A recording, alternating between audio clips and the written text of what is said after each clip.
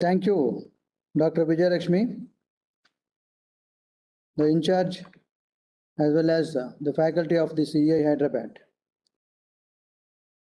I once again welcome all the participants, panelists,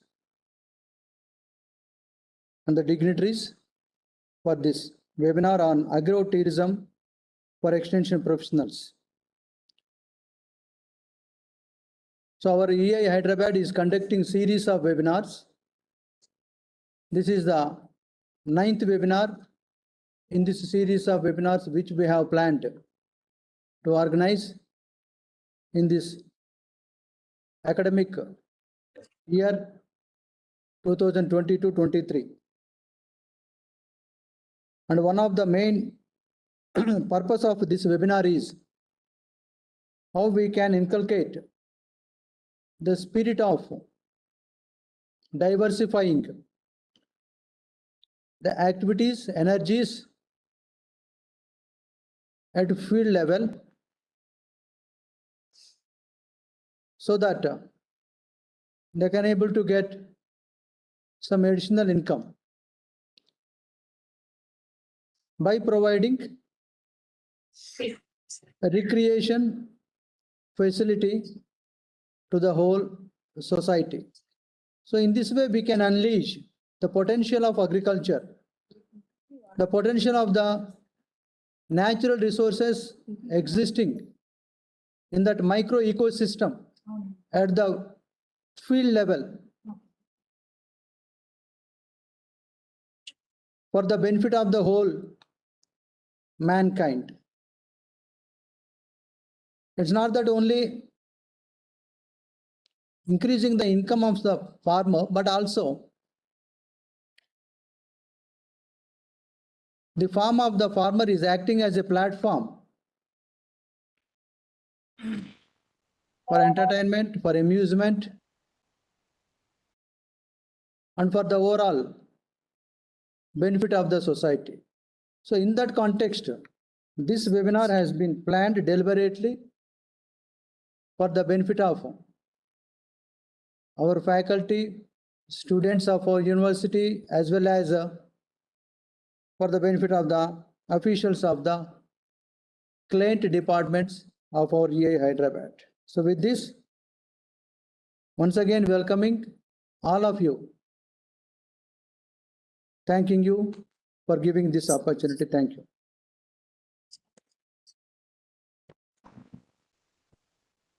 Thank you very much, sir. Now I request Dr. Sudharani ma'am, please give your introductory remarks.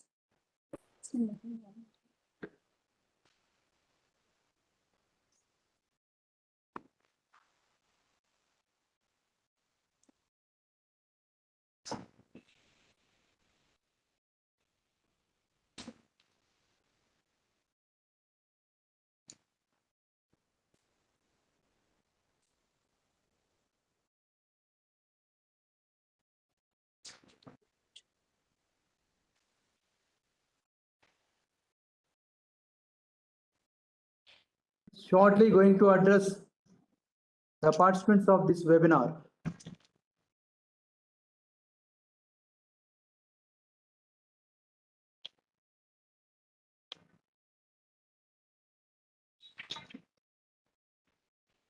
Kumar. Hello.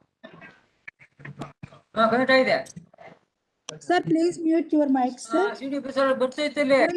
Muralidhara sir, please mute your mic.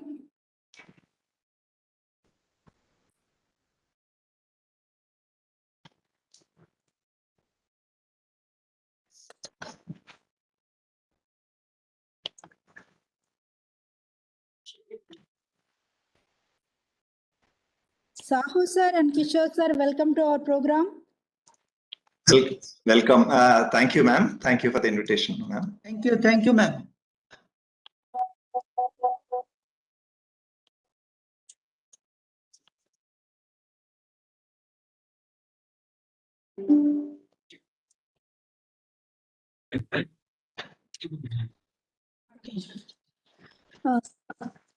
Sudharani ma'am, welcome to our program.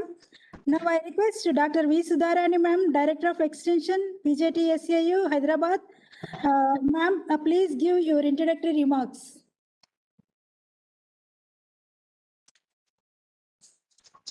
Ma'am, your voice is not audible. One second, yeah.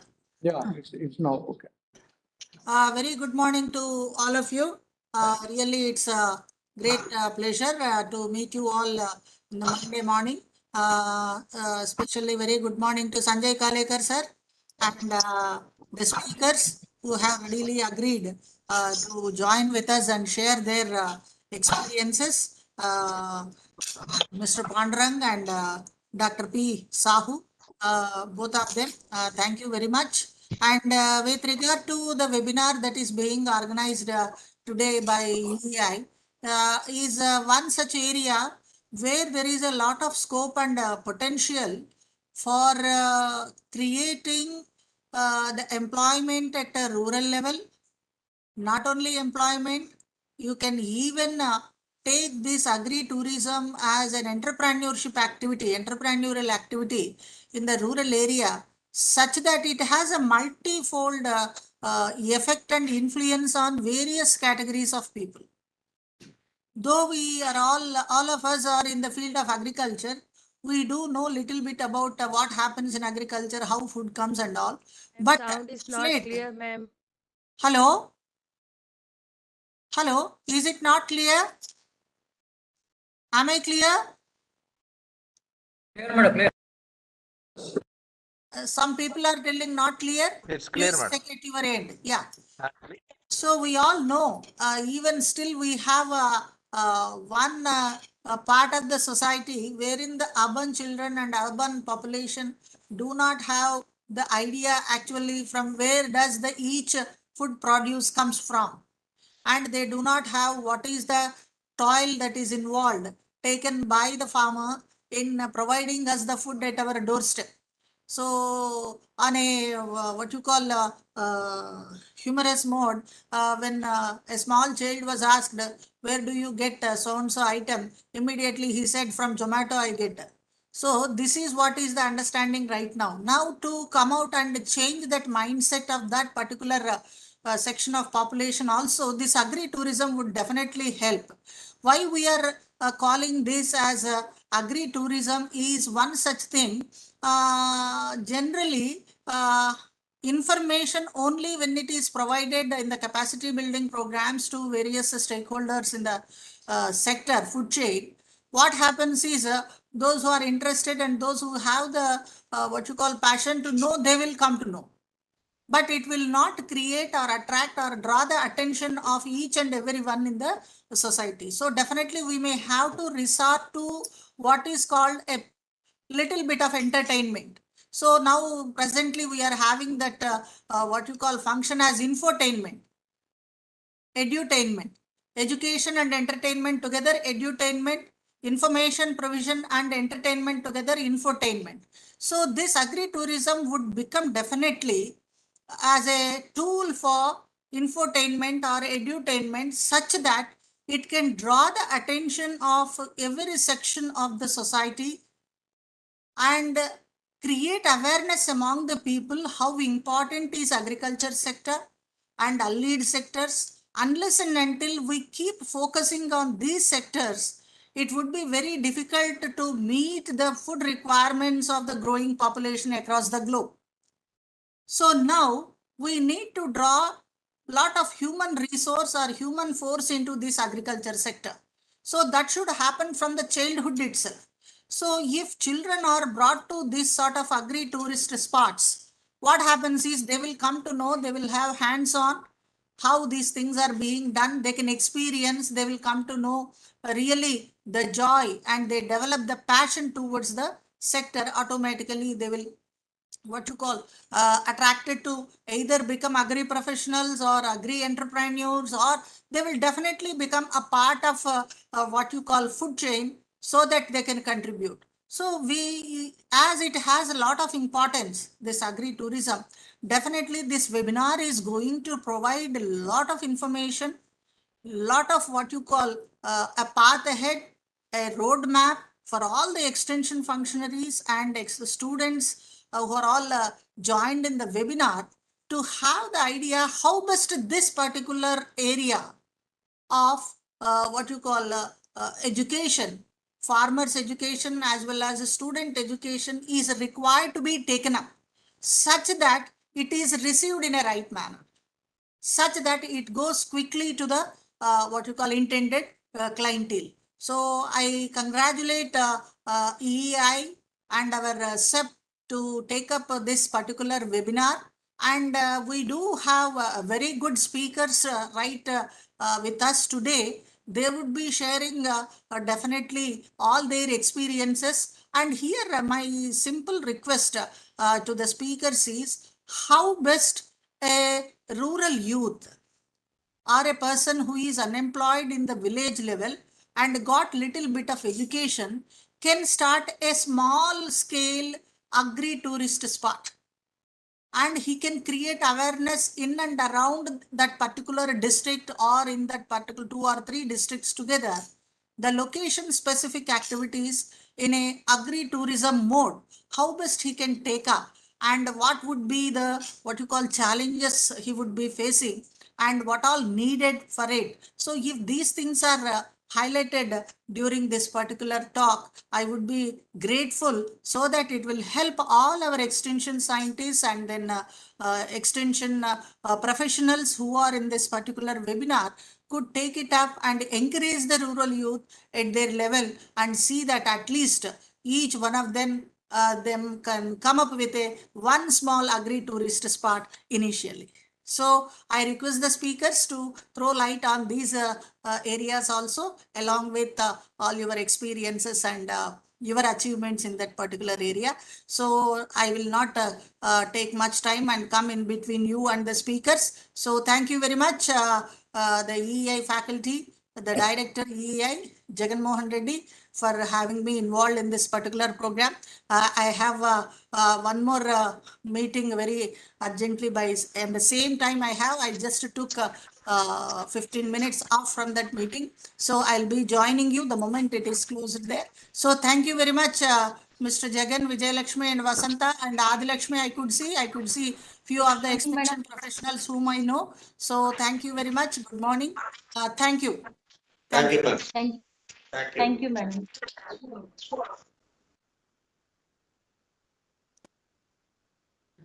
Thank you very much, madam, for accepting our invitation and giving your introductory remarks. As you said, if children are exposed to food chain and cultivation practices, they will automatically attracted towards our agriculture. Not only that, the people who are not in agriculture field also, they will be encouraged to such type of agri-tourism programs and this such type of webinars also, madam. This is very, very useful to everyone. Thank you.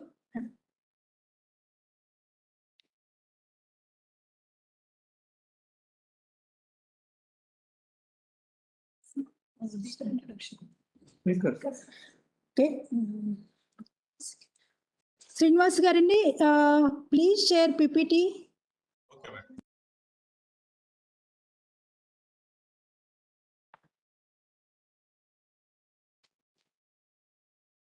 Okay, friends, now we will share a brief introduction of our speakers. After that, we will start the sessions.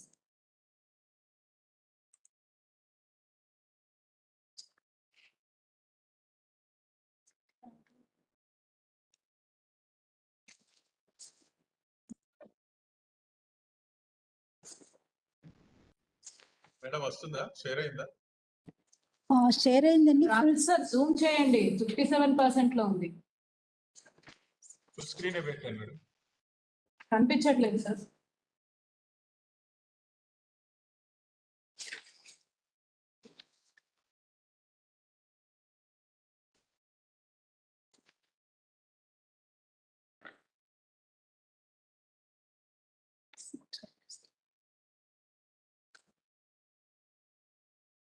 వస్తుందా madam sir కనిపిస్తుంది కానీ Zoom చేయండి sir 57% ఉంది పైన శ్యామ్ ఉన్నాడా madam అక్కడ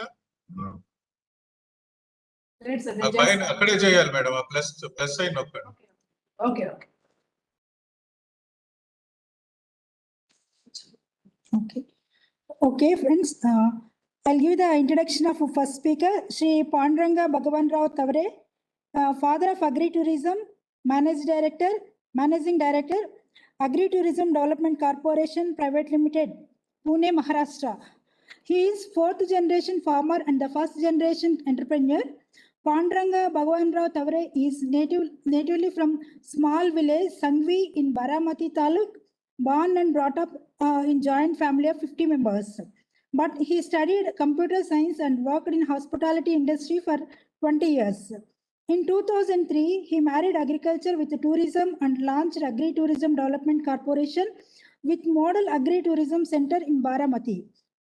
After running agri-tourism operations successfully for 3 years, he took a training and skill development in agri-tourism for other farmers in Maharashtra. As of March 2020, he has replicated this idea of agri-tourism on 628 farms in more than 300 villages and 29 districts in the state of Maharashtra. The agri-tourism sector survey done by ATDC in 2017, 2019, 2020 shows that 0.47 million, 0.53 million, 0.79 million tourists have visited these centers respectively, totally generating 55.79 million Indian rupees to the farmers and generated 7,103 jobs to women and youth in the rural communities. Next slide, sir. He is member of Board of Studies in Geography, Mahavir Mahavidyalaya, Kolhapur since May 2021. He is member of Maharashtra Agriculture and Rural Tourism Development Committee, Government of Maharashtra since January 2021. He received many awards like Lagbe Bukit Award 2019 by Department of Tourism Philippines and ISSST for Farm Tourism Development in Asia at 6th Farm Tourism Conference at Cebu, Philippines, November 2019. And he also received National Innovative Farmers Award 2018 by Indian Council of Agriculture Research, Ministry of Agriculture, Government of India at Krishi Unnati Mela 2018, Indian Agriculture Research Institute, New Delhi, March 2018. He received Indian Responsible Tourism Awards for Best Community Run Homestays, February 2018. He also received Sustainable Tourism Award 2017. He also received 50 Most Influential Rural Marketing Professionals of India Award 2017. He received Star Pravaha Ratna Award 2016. Sakal Special Recognition Tourism Award by SKL International and Diversity Care at 75th Sakal Tourism Congress, Mexico, October 2014. He also received for Best Responsible Tourism Project during March 2013. He received a World Responsible Tourism Gold Award 2015 by Responsible Travel at WTM London, November 2015. He also received Sustainable Tourism Award 2014 by SKL International Spain at the 75th Sakal Tourism Congress, Mexico, October 2014. He also received National Tourism Award 2012 by Ministry of Tourism, Government of India by the hands of Honorable President of India at New Delhi. He received Wild Asia Responsible Tourism Award 2012 by Wild Asia, Malaysia. He received Global Responsible Tourism Award 2011 by Responsible Travel, London. He also received Global Tourism for Tomorrow Award 2011 by WTTC, London. And National Tourism Award 2008-9 by Ministry of Tourism, Government of India by the hands of Vice President of India at New Delhi, March 2010 for the most innovative tourism product. He is a regular speaker at various international and national conferences and has been the speaker of TEDx at Goa. Next slide, sir. Okay, our next speaker is Sri M. Kishore, founder, director, Sid Farms, Hyderabad. Mr. Kishore Indukurti, an IIT graduate with a master's and doctorate from University of Massachusetts After completing his PhD, he joined Intel Corporation at Chandler, Arizona as a senior quality and reliability engineer. He worked at Intel from August 2005 until he decided to return to India in 2011. He worked at Intel in the US for 6 years and returned to India and set up a dairy farm with 20 cows on a leased farm near the Hyderabad International Airport in Shamshabad. Today, his business has evolved into Six Farm, a dairy brand that sells around 20,000 liters of milk to customers in and around Hyderabad with a turnover of rupees 44 crores. Next.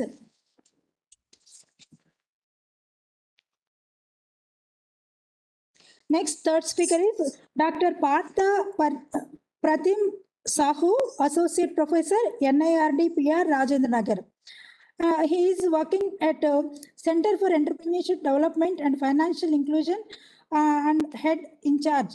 Center for Good Governance and Policy Analysis, NIRD PR, Rajendra Nagar. He did his PhD in economics. His areas of specialization are enterprise, entrepreneurship development, issues on labor and skill, and smart village initiatives, rural tourism, and homestays. This is brief about our speakers.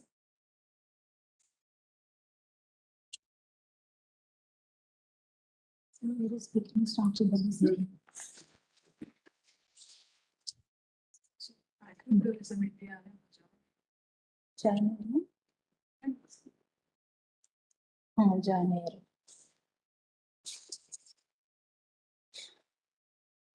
Panduranga sir, have you joined?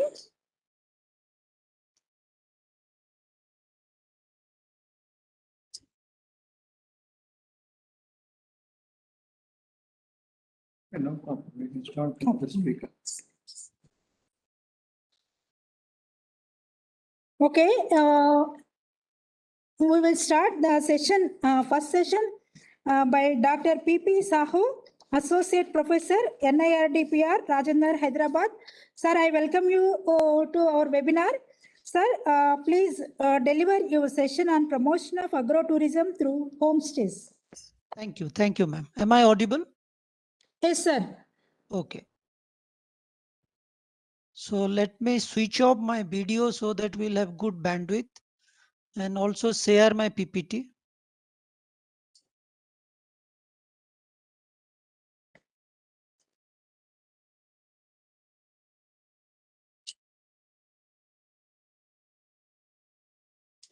You can see the PPT, ma'am? Yes, sir. Okay. Thank you. Good morning to all, and I thank Director EEI, Dr. Jagmohan Reddy, and I also thank Vijayalakshmi Madam for giving me this opportunity. And not only for this invitation, but also I thank EEI for starting a conversation on this agrotourism, rural tourism, or homestay and all that. Because the basic premise that I would like to start from is that every village has a unique history and story.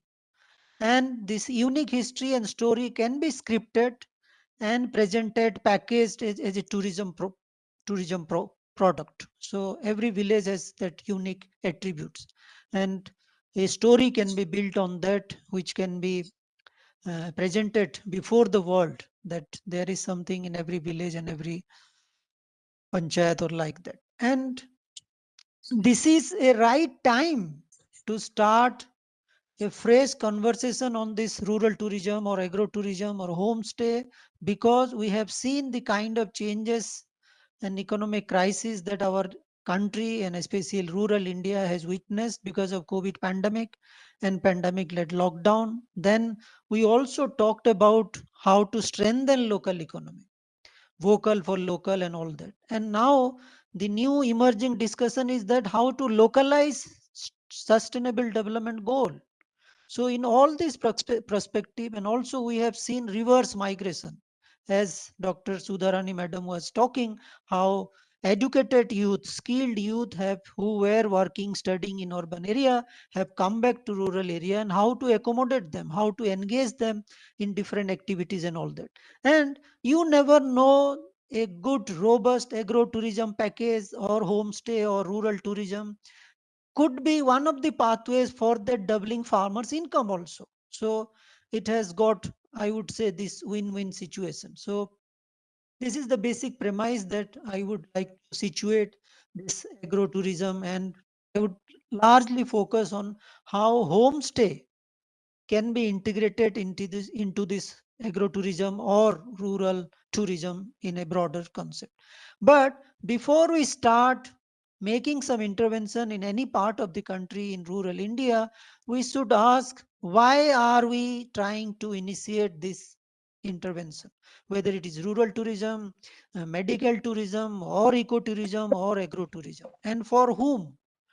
And are we aware of the kind of impacts that these changes are going to make in our area? So that is very important, because this agro-tourism or rural tourism not only has positive attributes, but it has also negative impact. So while we plan to do something on agro-tourism or rural tourism, we should also try to find out the possible negative impacts, the possible side effects of the tourism, and we should have some kind of plan to address those also.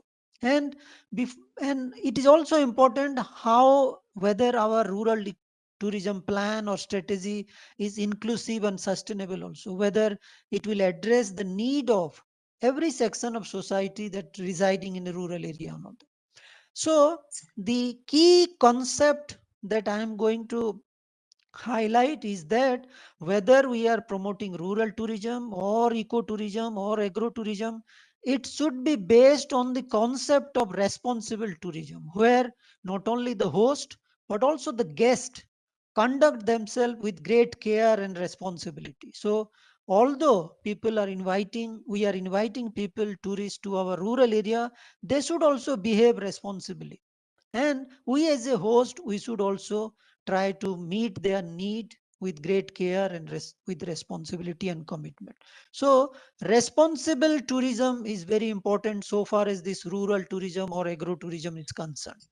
And it has got so many positive attributes that Dr. Jagmohan Reddy also shared few things. Sudharani Madam also shared few things, how it can be an effective means of source of livelihood in rural communities. And uh,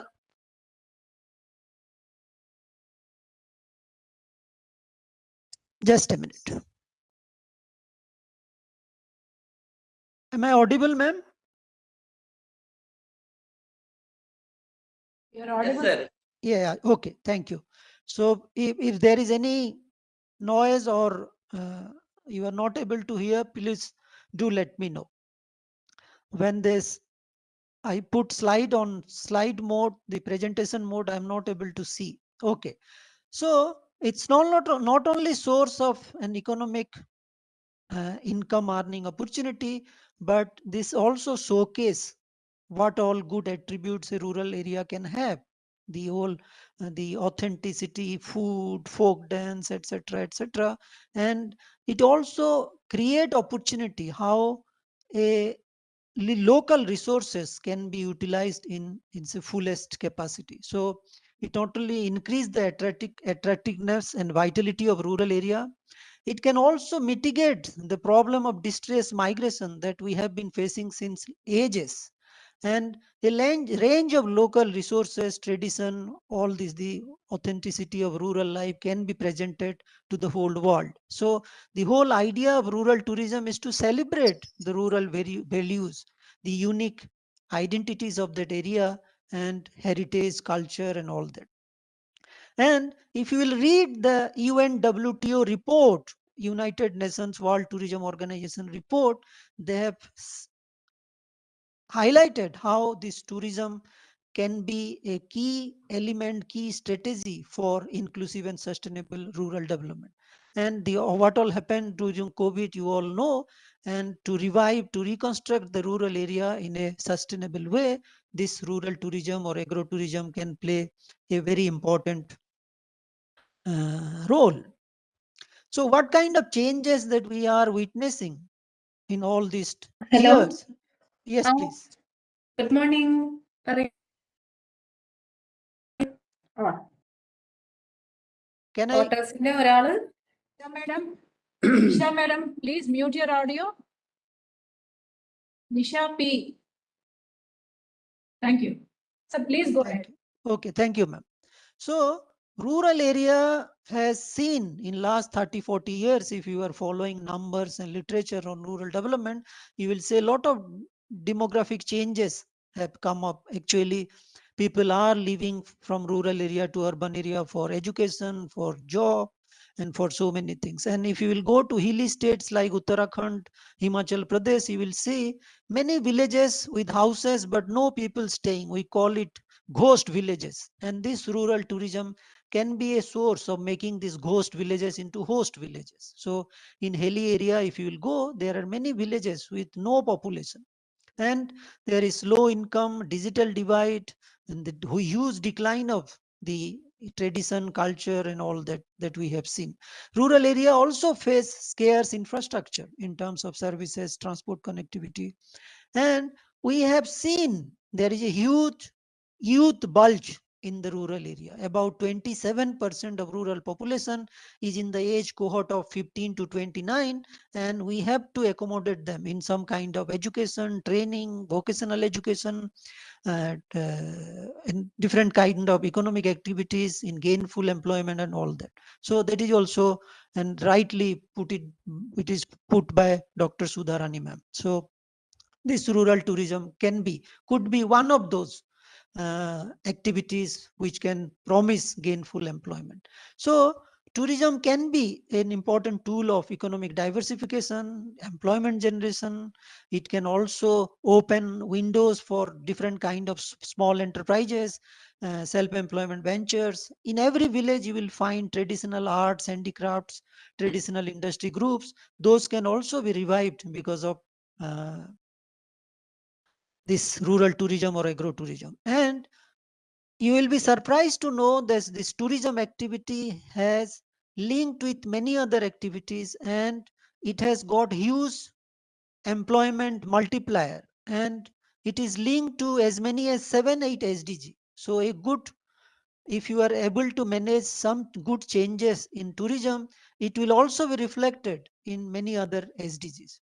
And you all know what is agro-tourism. Agro-tourism is nothing but some activities, a set of economic and social activities, and that is happening in and around agriculture, but it is linked to travel and tourism with product services like that.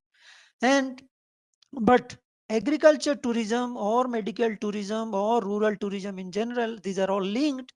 And if there is possibility of agro-tourism, then I would also say in that area there is also possibility of some homestay or some medical tourism or some religious tourism. So these are all linked, and agro-tourism will succeed if and only if we have an enabling environment in that area. For example, support from local government and other stakeholders operating in that rural area, for example, panchayat, state rural livelihood mission, other line departments. Then we can also, agro-tourism will also prosper if we can promote homestays, better infrastructure, better communication and connectivity, if there is marketing and promotion of rural sites, recreation facilities if we can create, and for as per the need of tourist profile.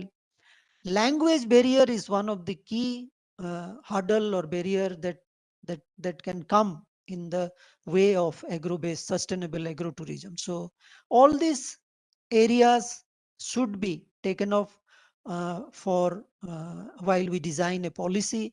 And these institutes like EEI, NIRD, and there are series of institutes who are responsible for skill and training and capacity development, who can take care of all these problems. So agro-tourism has different dimensions. So you can plan for some outdoor recreation.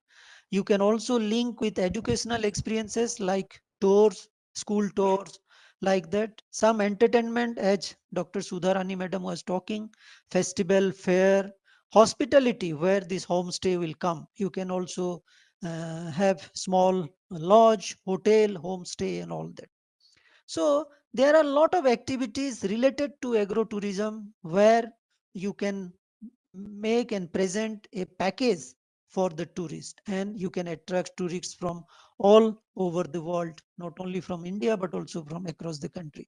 I am giving you an example of Telangana. For everybody must be aware who has joined today, aware about this place called Siddipet, which is very known for this religious tourism. But that area has also potential of handloom product like this Gola Brahma saris. And the government of Telangana is also planning to set up a 150 crore worth of agro product processing industry around that area. So if you will take all these inputs, you can very well plan agrotourism, rural homestay in that area. So identify the nearby rural areas in Siddipet and explore possibility, if there is any possibility of uh, preparing a homestay package or rural tourism package. Map and profile all traditional industries, artisans, handicraft in the area. As I said, in every village you will find traditional industry group. In every village you will find some cultural folk dances, weekly heart, or like bullock heart, animal heart, like that, so many. So if you can identify, map, profile all these activities, then we can plan for a rural tourism package or agro-tourism package.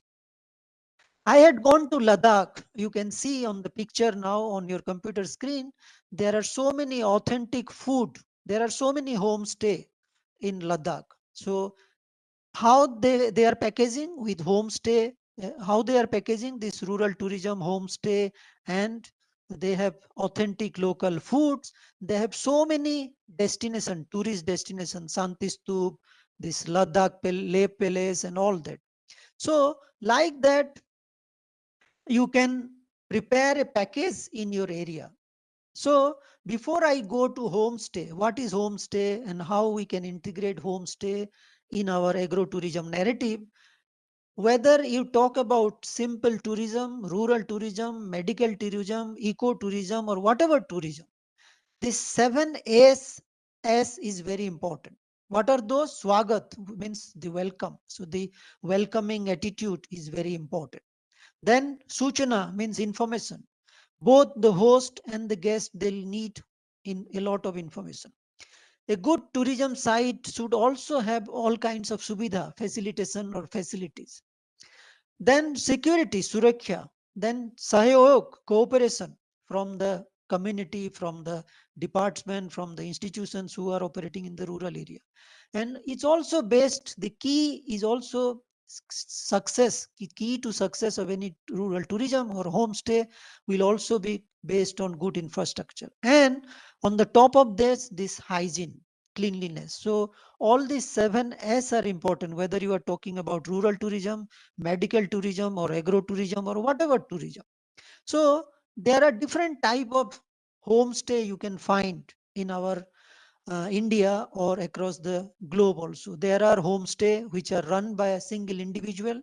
There are homestay which are run by a community, let's say a group of women or a few SHG, self-help group. There are also, I have also seen homestay which are promoted, run by corporate sector. So all type of homestay you will find. There are n number of example that you will find in every part of the country. You will find this homestay running successfully, or we should study all these homestay, how are they doing, what are their challenges, what are their advantages and all that. If you can see on your computer screen now, I have picked up few homestay examples which are running in different states like Chhattisgarh, Punjab, West Bengal, Rajasthan, Maharashtra and MP. As a part of my work, when I started working on rural homestay, I had visited few of this state to understand what is happening. Also in Assam, in Kerala, many of you must be familiar, many of you must have also experienced, and Ladakh, where I had gone 10, 15 years back and stayed in a homestay for a week or so. So there are so many examples of homestay that we have, but even now there are so many issues, concerns that these homestay are not yet been exploited to its fullest extent, or it has not, we are not able to replicate successful model in different parts of the country. So as a simple layman, many of you must be aware what is homestay, but as a, if let me share with you that homestay is nothing but a type of accommodation where the tourist or the traveler stay with the local family. So you are going to stay with a family like part of that family and experience not only their culture, food, hospitality, and you will experience this tourism experience. So it is part, homestay is a concept where it's not new. It's since it is going on in India and other parts of the country since ages, but it has not picked up as it has picked up in many East Asian countries, but not it has picked up in India. So homestay are very important means of accommodation for tourists in remote area. Now also people are visiting rural area, but most of the time they are staying in nearby town or cities. They are going early in the morning and coming back. So that is going on. If you'll see people in every weekend, people from Delhi are visiting Kullu Manali, staying in rural area or hilly area and coming back. But homestay is something that we are trying to promote, that how people will stay, spend some time in the rural areas with the family, with these rural families, and they will take part in all activities, be it agriculture or folk dance or entertainment, whatever.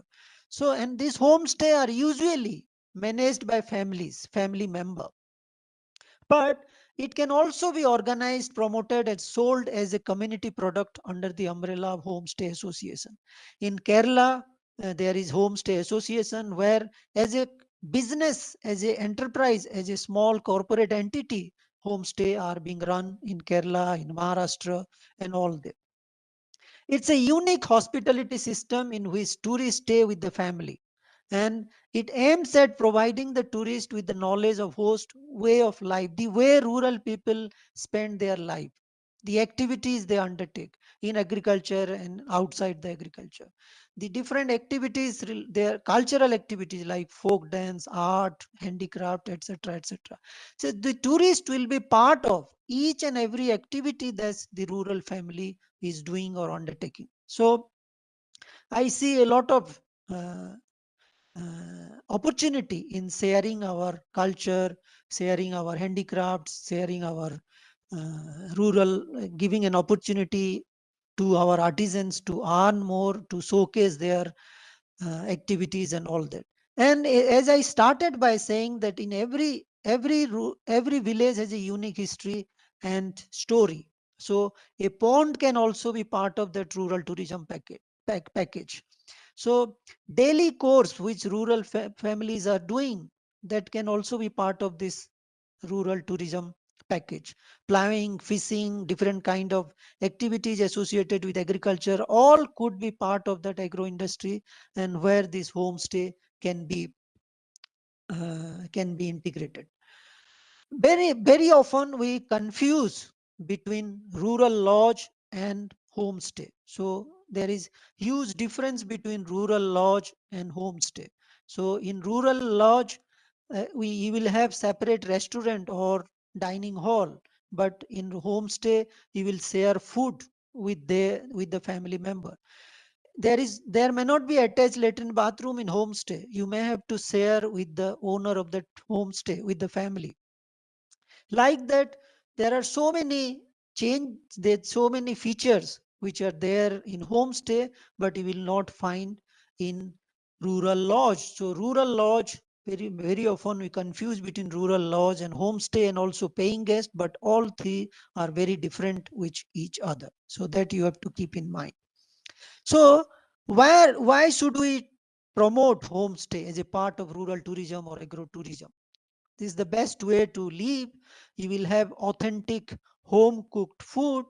Homestay also gives you personalized services, and maybe they will be cheaper as compared to what you are paying in rural lodge or in any other hotel or restaurant.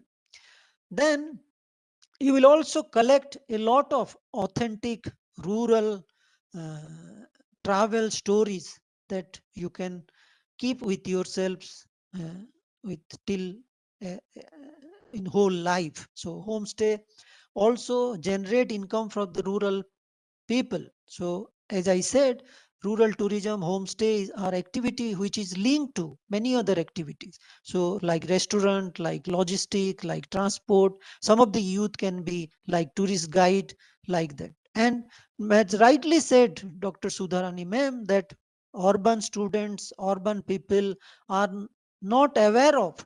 They are generally started forgetting what is agriculture, how a farmland looks, how what is a bullock cart, and they're like that so many. And on the top of that, what the rural area has is clean air, clean oxygen. So nobody will believe that in many metros, and one I have seen in Delhi, we have oxygen bar. So to take clean air, there are oxygen bar. You go to that bar and take some clean oxygen, paying some 300, 500 rupees. So if we can promote rural tourism, homestay in our area, then people will definitely come, not only for entertainment, good time and all that, but also for clean air and all that. So I would say it's got so many, homestay has got so many opportunities, and not only social but also economic. So it generates it creates many business opportunity, not only for hotel, restaurants and all, but also for small micro enterprises. And it can be a source of income for SHG also, self-help group. So a lot of economic, social benefits, and also cultural partnership. We can showcase our culture, our values, rural values can be displayed before the world. But although it has got so many positive attributes, advantages, but it is not free from concerns, challenges, and threats. So very often we get tourists in our rural area who do not conduct themselves responsibly. And sometimes there is huge mismatch between our aspiration, the aspiration of host, and also the expectation of tourists. So very often it creates so much conflict. We have also seen that rural people or people who are managing, running homestay, they need regular and continuous skill training and capacity development, which is completely missing now. And the institutions, the departments who are supposed to provide this kind of handholding, mentoring, skill training, and they are also not providing. There is also absence of accreditation. It has recently started. We have started grading homestay homestay business by certification, by accreditation. Many state, including many state I know in northeastern states, have already started this accrediting. It's a gold, A class, B class, or gold, silver, and like that. There is gradation system. Different states have started. And this rural tourism can also bring a lot of environmental and pollution change. Many of you must have heard about Malinggaon in Arunachal Pradesh, which is the Asia's cleanest village, and it was promoted as a tourist destination. But it become a crowded place, it become a dirty place. Tourists very often do not conduct themselves responsibly. So you will see a lot of this negative side effects of this rural tourism or homestay also. Sometimes it also intrude our personal rural cultural life. There are so many schemes and programs, not only from the central government, but also from different state governments. So if you can see on your computer screen now, the Ministry of Tourism of Government of India, Central Government of India, they have a scheme called Rural Tourism Scheme for Infrastructure Development, where you will get interest, loan, grant, etc., to start to develop area as rural tourism, and which also include constructing homes, going for homestay. Many of you must have also heard about this Incredible India scheme of bread and breakfast, where they have different kind of schemes and programs to promote homestay. Every state has one or the other kind of schemes and programs related to agrotourism. We have agrotourism policy in Maharashtra. We have awesome Assam new tourism policy in Assam. In every state, in tourism department of Karnataka. So you look into the state tourism department, you will find one or the other type of schemes, programs which are directly or indirectly trying to promote rural tourism, homestay and all that. We also have association, homestay association operating in Kerala. And if you can see on your computer screen now, Make My Trip, you can also book homestay on Make My Trip also. So there are aggregators who are also into this business of homestay. Make My Trip, many of you must be booking airline tickets. If you can see, I have highlighted in the red color, so you can also book homestay. So to develop a area and if you are planning to do promote homestay in your area, many of you those who have joined our extension officer, I would request all of you to explore in your area and see, is there a possibility of promote agrotourism or rural tourism or start this homestay business. So to do that, you go around, talk to people and see how positive attributes, strength of those areas. So that is very important. So in every area there is possibility, and you should know your customer. So what kind of tourist you are expecting for to your destination? What are the competitive advantages of your area? What would be the right price of your homestay? I have gone to Himachal Pradesh and Uttarakhand. When there is season, the price crashed. So many homestay are there. So in some time they incur losses also. How best you can work with your family? Homestay depends largely with family member. All these are very important, but on the top of that, I would say safety, security, hygiene, environment, all these are to be kept in high place. Then only we can think of think of promoting any rural area and all that. So I would suggest double EI or the extension officer who have joined today that they should prepare a strategy paper keeping their area where they want to promote agrotourism or homestay, and analyze that area, map, profile different activities, understand that area and consult with the different stakeholders who are operating in that landscape. For example, talk to state tourism department, state rural livelihood mission. Local institutions like panchayat can also play a big role. So the we can draw a plan which will maximize the tourism positive contribution to our rural area, to our local economies, which will also conserve the natural and cultural heritage, and which will also help us to improve the quality of life of our rural population. But at the same time, we should also try to find out what are the side effects, what are the negative impact of tourism on our communities. And we should have a strong, robust plan to address or minimize that also. So that is very important. So we have to think of explore opportunities, possibilities, and there is opportunity and possibility in every area, not only for agrotourism, but also for homestay.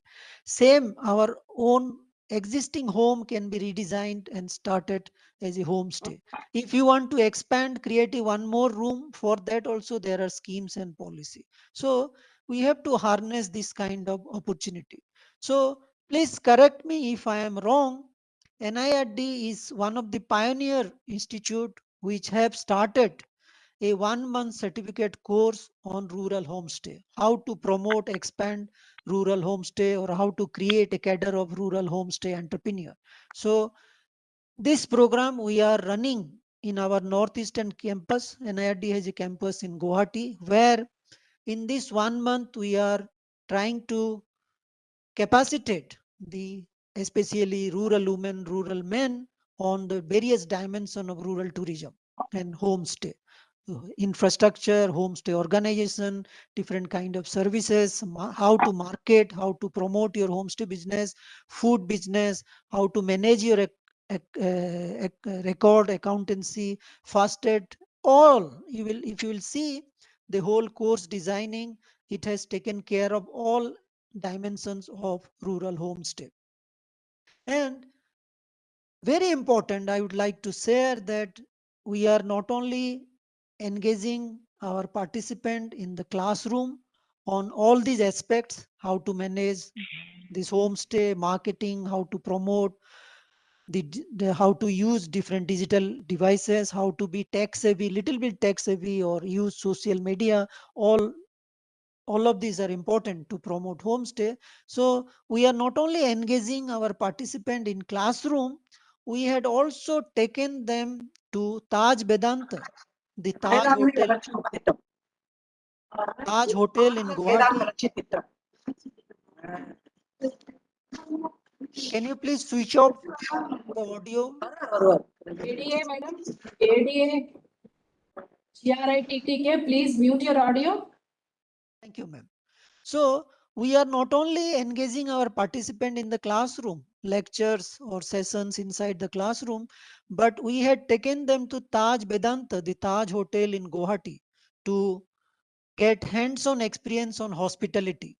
And we had also taken them to this Malingao homestay, where they stayed for 2 days to understand how the homestay business can be run or managed and all that. And a lot of group work, practice session, field visit, group exercises. So it was a mixture of all kinds of training tools and all that. So the first batch of students, participants had come from Arunachal Pradesh. And this, if you can see on the computer screen, we had 21 women. All of them are part of SHG. They were nominated by the State Rural Livelihood Mission of Arunachal Pradesh.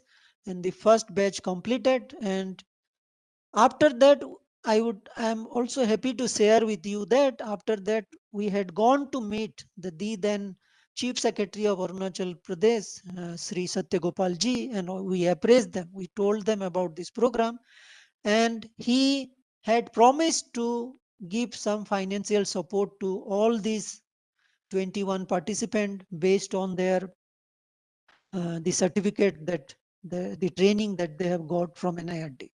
After that, we have also managed to do a couple of more batches from the participant from Manipur, Nagaland, and all that.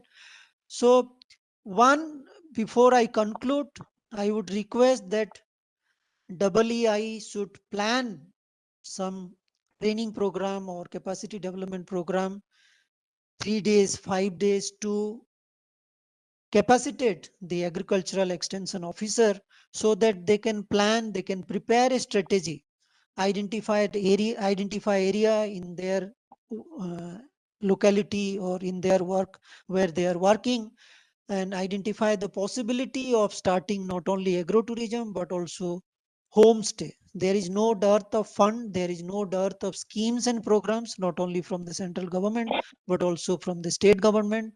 NRLM, National Rural Livelihood Mission, has also so many schemes and programs to promote this rural homestay. See, this rural homestay, do not consider rural homestay independently. It should be combined with agrotourism. It should be seen as a part of that broader rural tourism. So we should try for robust, sustainable promotion of rural tourism. And this agrotourism, rural homestay are important part and parcel or ingredient of this rural tourism. So if you will able to create a inclusive and sustainable rural tourism narrative, I think it will be a boon for rural India, and the kind of challenges that we have seen because of COVID pandemic and pandemic-led lockdown, it can also be addressed meaningfully. So thank you very much for your attention. Let me stop here. And if there are any question, comments, I will be happy to respond. Thank you very much for your patience. Session is open for discussion. If you have any queries, participants, they can please ask. Sir, good morning. Yes, please. Yes, please. Sir, do we have any social constant or challenges promoting rural tourism? Yes, yes. I discussed about social constraints also, economic constant also. So that's why I talked about responsible tourism. So not only the host, but also this guest, they should uh, conduct themselves responsibly. So, rural people, they are not so much educated. They may not be aware of different kind of the smartphone, may not be aware of internet and all that. So, we have seen different kind of conflict between the host and tourist also because of this unequal or the imbalances in terms of education, in terms of income and all that. So inequality is there in rural area. So the guest, the tourist who are traveling to that area should not take advantage, should not take undue advantage. So we do have social constraint, but with good education, with good healthcare facility, training and capacity, and people like you, the extension officer who has the responsibility of take care of those area, if you will work together, those kind of social conflicts can be minimized. Sir, there is a question in the chat box from Muralidhara MR. Can agro-tourism be organized for extension professionals along with progressive farmers? Yes, yes. Sponsored Yes, by- yes. Yeah, yes. That's why I told in the right from the beginning, this could be also a pathway for that doubling the farmer income. So why not a farmer who has 2-3 room extra can also think of starting a homestay, taking advantage of different schemes and programs. So I don't see there is any problem in that.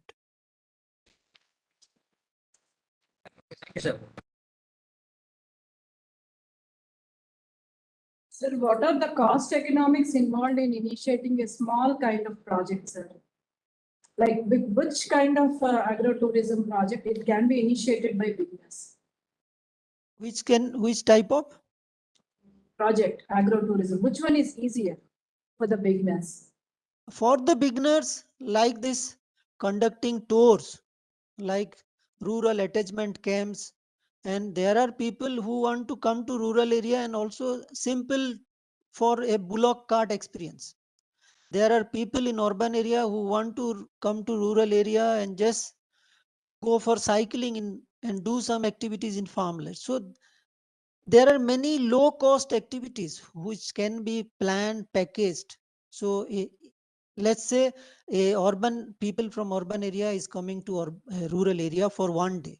So in that one day, we can give him or her a lot of activities. We can take them to farmland, we can take them to some weekly hard, we can show them some organic farming if it is going on, if we can show them some old seed if some farmer has stored for many years. So a lot of education related, entertainment related and information, as Dr. Sudharani madam was rightly said, can be combined, can be presented as a package, which is, I don't think there is need of any huge investment. Okay, sir. Thank you. Anyone else, or shall we go to the next speaker? Okay, we can take all the queries at. Yes, please go ahead. Sir, nowadays contagious diseases are coming now, sir. Previously, it is okay, but corona-like infections are coming now, sir. In this situation, is it okay? Is it this? If anyone farmer started means this, we have to consider this and all, no, sir. Yes, yes, yes. Yes, yes. You have to. That's why I talked about this health, hygiene, and all that. So people who are that's what I'm calling it as responsible tourism. So if I have some contagious diseases, I should not travel or go to some area and give away these diseases or this kind of difficulties to those people. And when this rural tourism restarted after this COVID pandemic, many state government, they came up with this order that all tourists who are coming, they should present the RT-PCR test certificate, then only they will be allowed. So many new regulations are also there. So these a lot of care has to be taken, not only from the host side but also from the guest side. Okay, sir. Okay, sir. But rural people are that much not educated, no, sir. Yeah, They are not. that is our responsibility. Okay, sir. Okay. So we have to regularize. We have to help farmers. First. Yes. Not other business. They themselves not starting and running. We have to guide them. Then only they will Yes. develop this tourism, sir. Definitely. We can help them to identify if there is a possibility. Yes, sir. You have to convince them, look, you can earn little bit more if you will do this kind of activities. Yes, sir. Okay, sir. Thank you. One more question. What international marketing strategy would you like to suggest the rural homestay operators when facing different target tourists like European, Asian, etc.? This international marketing will happen only if we have this e-commerce platform. So there are many aggregators, as I share with you the case of Make My Trip. There are many such aggregators who are trying to promote rural homestay. They will put the name, address and some picture like booking.com. Like that, there are so many aggregators where if you are running a rural homestay, you are a rural operator, you just put your name about your homestay and all that in an aggregator, that will give you the international exposure. So there are corporate sector, there are aggregators, and the Ministry of Tourism of Government of India is also taking a lot of initiative in that regard. So a lot of foreign people come and stay in rural homestay rather than we domestic tourists. That you should, people coming from outside India. We have not yet accepted rural tourism as people from outside has accepted and coming. Okay, sir. Thank you. Srihari, sir, I think you have a question. You can please go ahead. Sir, there is an informative session. Can I know the procedure? How will we guide our farmer step by step? Speaker, wasn't the next speaker? Am I not audible? Can you please come again? Actually, where will a farmer begin? I have a farmland. I want to start a agrotourist project. It is somewhere in the hill ranges. Okay, the place is a bit off the chart. Means it's in a mountain location. Okay, I understood. What is the first process? What are the government permits needed? Where do I start? And how do I go about it?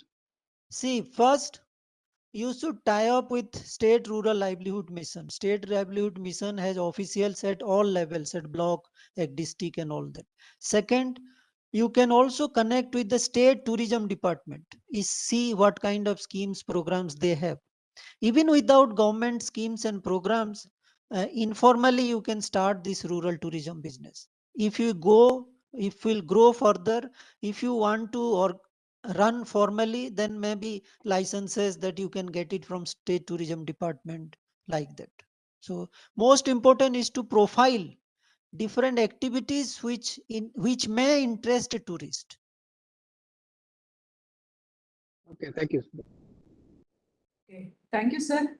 Next speaker. Okay, now I invite next speaker, Sri M. Kishore, founder and director, SITS Farm, Hyderabad. I request Sri Kishore sir, please take a Please share your experiences in dairy tourism. What things have motivated you to come to dairy sector and dairy tourism, sir? Please share your experiences with our participants. Thank you. Sure, ma'am. Yes, challenges faced by you, and especially one of the participants have asked if there is a contagious disease. So how to overcome that? Have such kind of experiences? You can kindly share. Sure, ma'am. We'll definitely do. I have a small PowerPoint presentation I'll talk to, but PowerPoint, I think I will only probably spend 10-15 minutes on it. Love to take any questions and any suggestions. First of all, thank you very much, for inviting me here, Vijayalakshmi ma'am, director sir, and all the professors here. It was wonderful listening to Sahu sir as well earlier. A lot of learnings from that. Give me one moment. I'll start.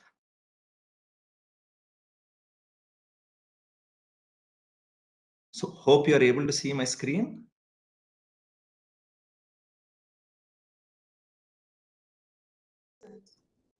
Put it in full screen mode, sir. Full screen. It's in full screen mode at my end. Maybe you have to do it at your end, ma'am. For me, it is already in full screen mode.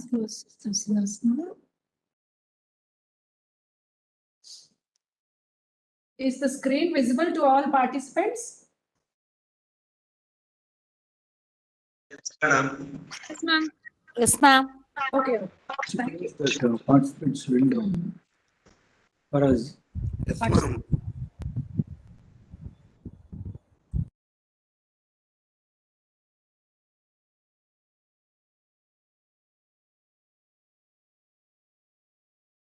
Can I go ahead and start, or are we waiting?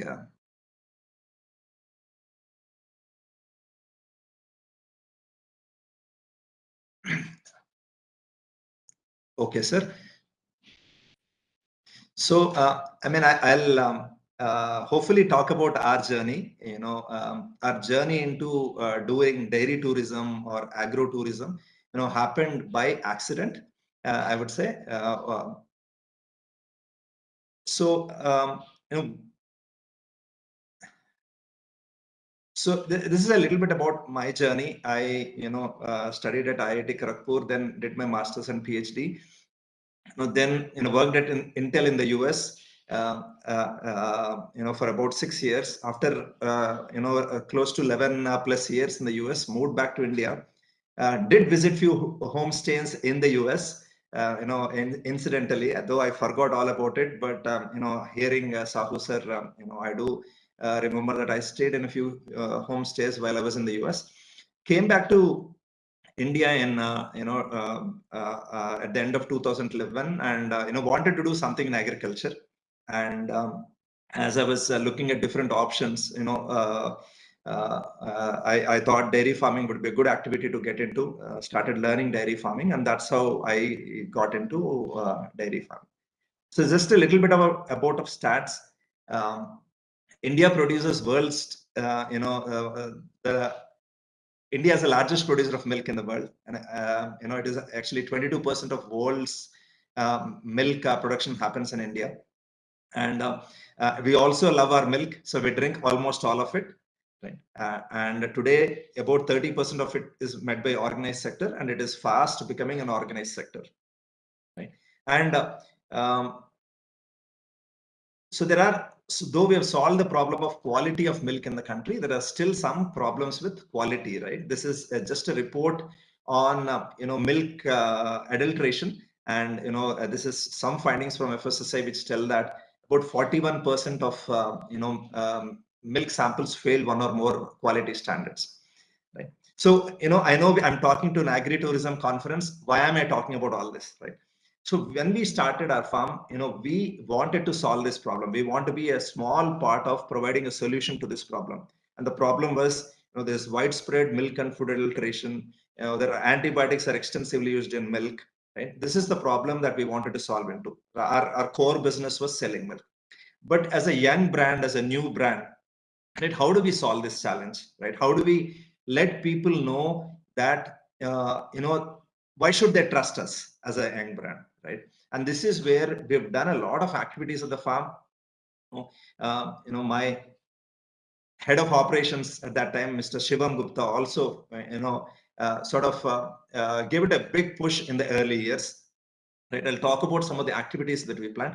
And this, as I said, SIDS Farm was born to solve this problem.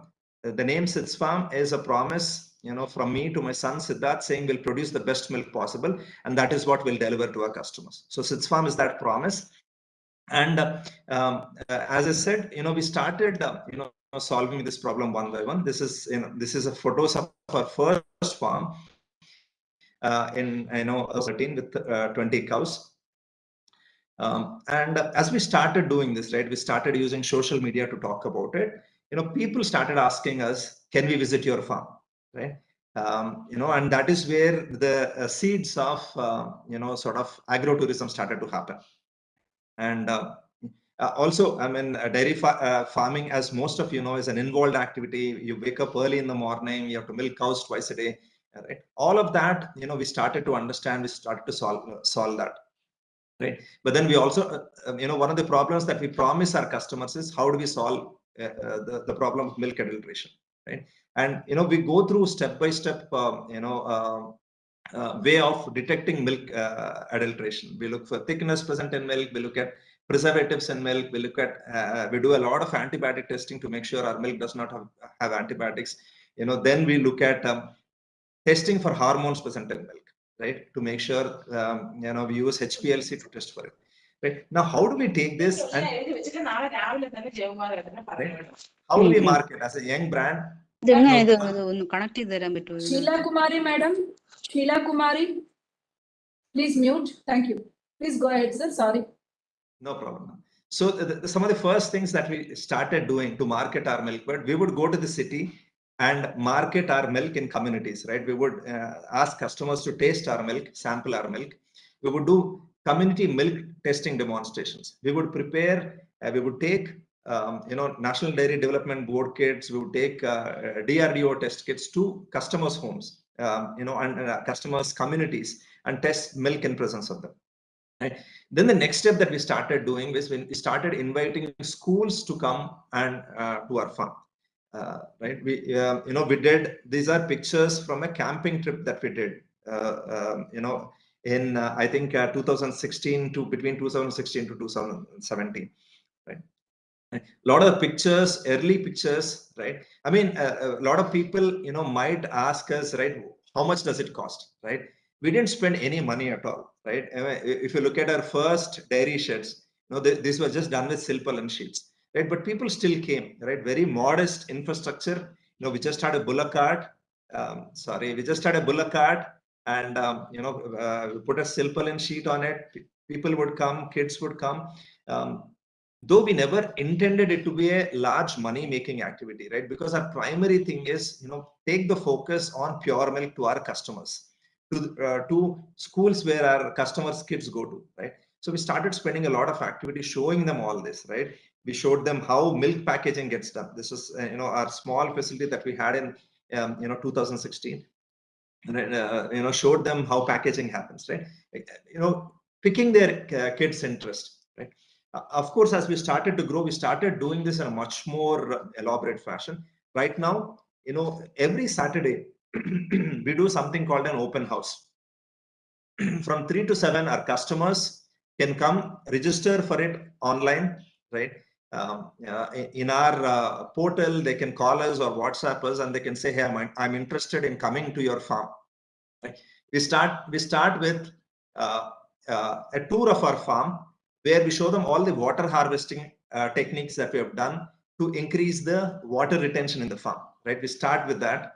They drink the buttermilk that we provide, right? So this is the hospitality that we start with welcoming. Me or one of our senior team stands there welcoming the guests. Then, second thing that we do is we bring them whatever we make, right? We make fresh buttermilk for them, provide them the buttermilk. Then we start with walking them around, right? Kids have, things to play with. We walk around the farm. The first thing we stop at is at a cow, where kids can milk a cow, understand how milk feels like in your hand, right? why milk is warm as it is expressed, as it comes out of a cow. Then we give them a tour of our, how our water drinking, cow water drinking stations work, right? Then the next thing that we do is we give them a tour, a tractor ride of all of our grass growing operations, and this is a thing where you see kids really enjoying, right? Even parents, right, who have not done this ever, we can see the smiles on their faces. Right? They actually drive through a grass field, drive through grass to see what it feels like. Then we come back. Then a very detailed tour of our, testing facility is there, right? See, please remember that we are selling milk, right? And we are selling good milk, right? Our milk is about 30% more expensive than the regular milk that you're outside. So how do you convince our customer that the value that we are giving them? It is through this education, right? This is through this information. So I spend 30 to 40 minutes with our customers, with entrepreneurs, right? Whoever it is that visit our farm, we show them, what it is to test milk, right? Why do we need to test for thickeners like sugar, salt, urea, then preservatives, right? The importance of cold chain infrastructure in milk. In milk, bringing milk at all times, keeping milk at all times at 4 degrees C is very, very important. If you do this, not even a single preservative need to be present in milk, right? And we tell them the importance of it. And how do we test to make sure, no preservatives are there in milk? Kids actually do these experiments in our lab, right? Simple experiments, taking 1 ml of your milk, 1 ml of our testing reagent, seeing a color change. They see it through their own eyes. Then we talk about antimicrobial drug resistance. This, a lot of people, hear about it in newspaper, right? But nobody feels it, right? We show them why. We talk about why it is important that milk does not have antibiotics in it. We talk about antimicrobial drug resistance. We make kids do an antibiotic test, a strip-based test, right?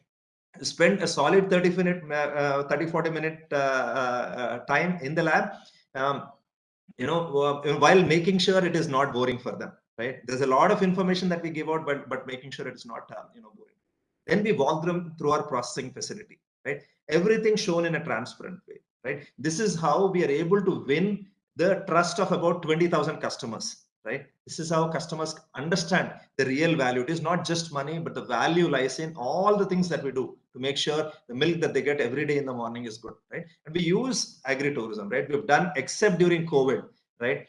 COVID time, what we've done is all the vehicles, all the people that come from city to our farm and processing facility, they've been, sanitized, but, during COVID, during that, 1.5 years, we stopped our farm events as a precautionary measure. But, soon, whenever the time was right, because there's always, a good demand for it. So we've restarted, right after the second wave of COVID. And every Saturday we do this event. And in summary, right, I'll show some more pictures, right? Our promise, right? The problem statement that we have is, we produce a pure milk, and we make it available to our customers. We want customers to, so we use our model dairy farm. We also work with 2,000 farmers.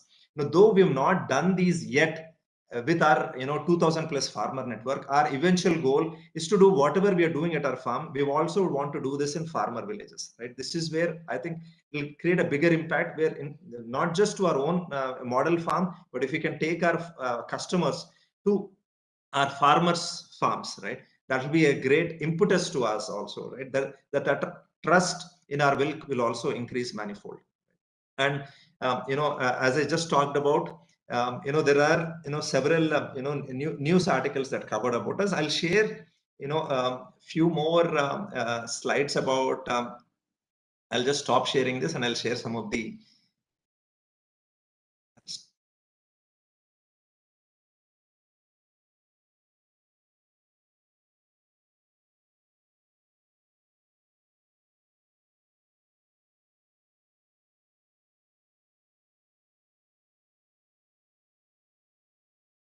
Oh, so this is some of the things that we do. Hopefully you're able to see my screen. This is some of the kids who visit our farm. Some university students as well who visit our farm. Spend time understanding what milk means, how, what are the things to do with milk, right? This is an open day that we do regularly. This is one of the camping events that we've done.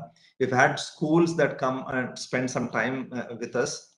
This is a newspaper article, Namaste Telangana, that covered us.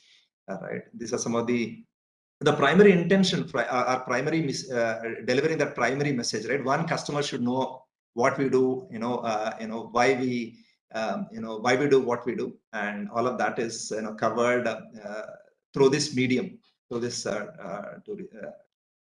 dairy tourism medium. I think that's all I have. I think I have more pictures, but I think this is these are some more pictures. The tractor ride with the kids. We've hosted close to 3,000 children. I would say more than 3,000 children, but a conservative estimate is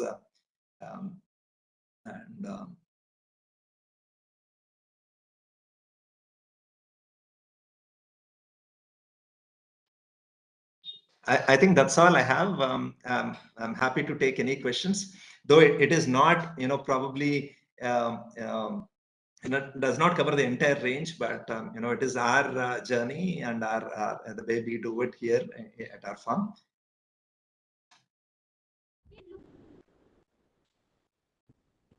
Yes, if anyone is having any queries, you can interact with them.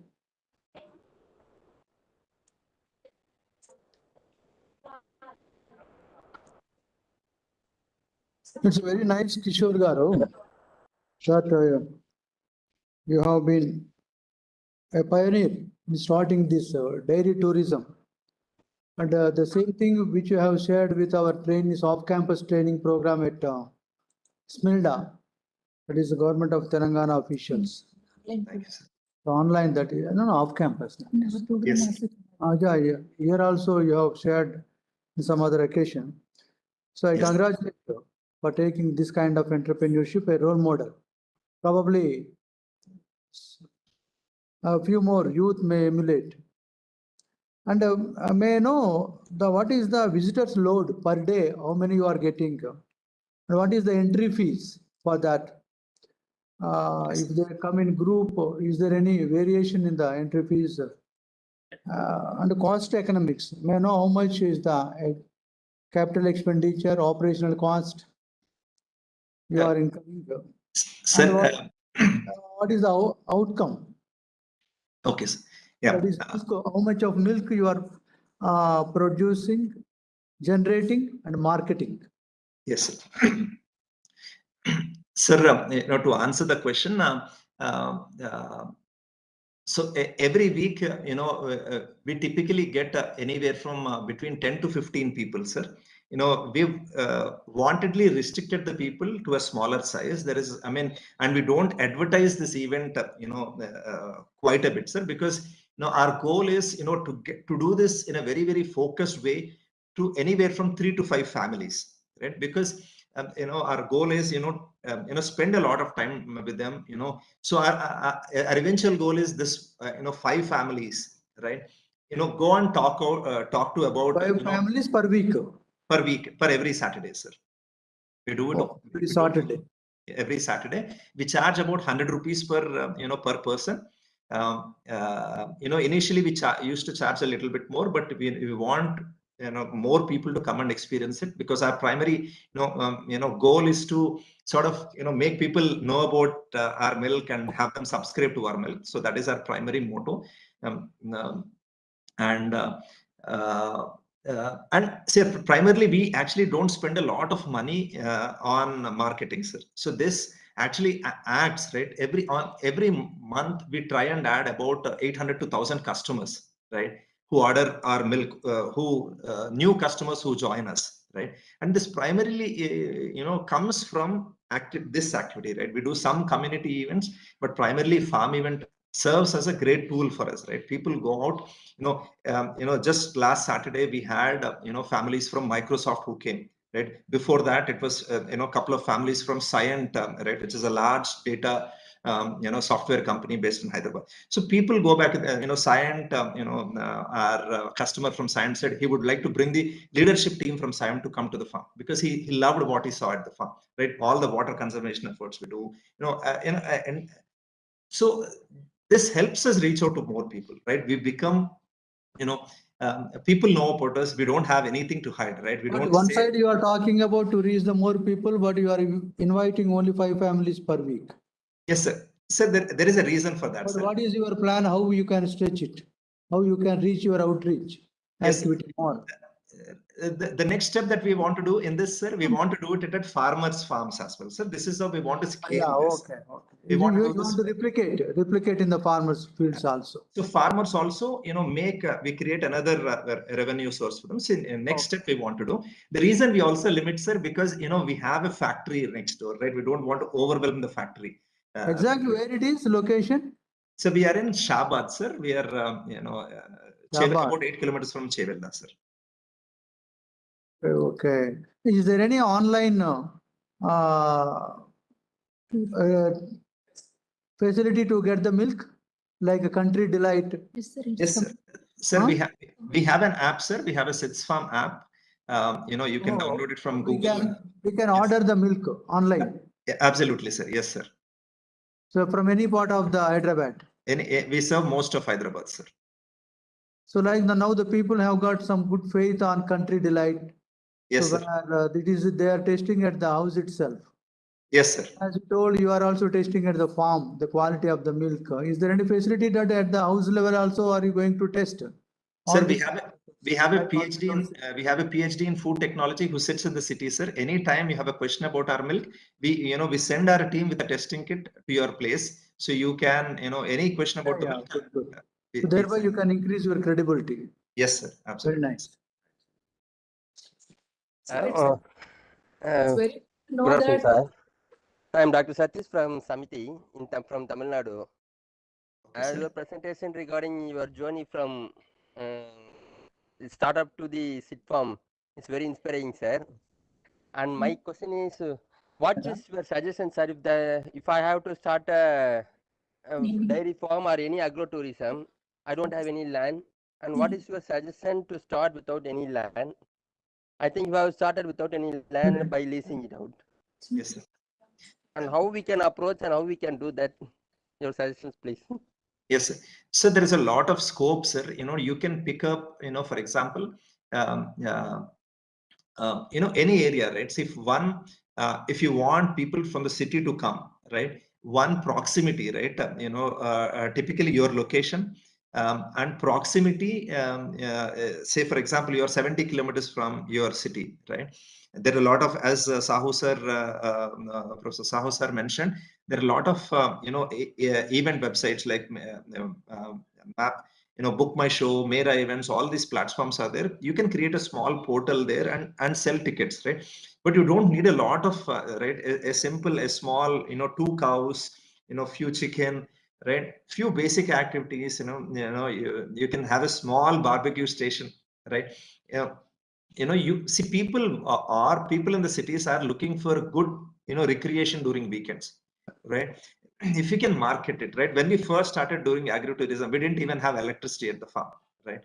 But still people came, right? People want to get that, raw experience that they don't get in the city, right? If you can afford a telescope, do a night, if there are no lights, you can buy a small telescope at a low cost and look at stargazing. If there is no money, you don't even have a telescope. You can just look at stars. You can conceptualize few things, right? You can say local, right? All the local produce, you can make a small meal out of it. People are more than happy, right? People want experience, right? When we do events for school kids, right? Just kids touching mud, right?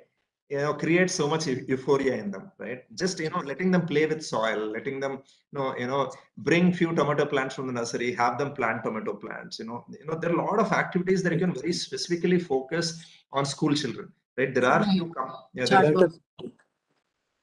already 12.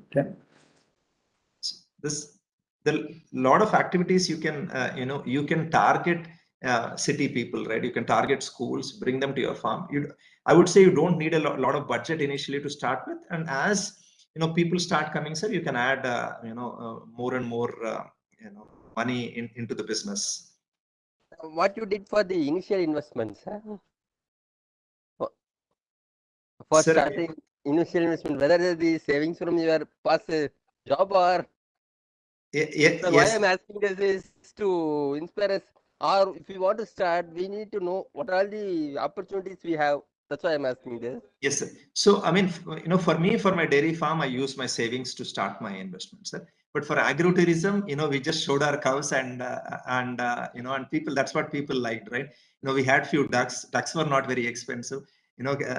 Kids love, buy a small football, people love to, give them, if you have 1 acre of land, you can do wonders, right?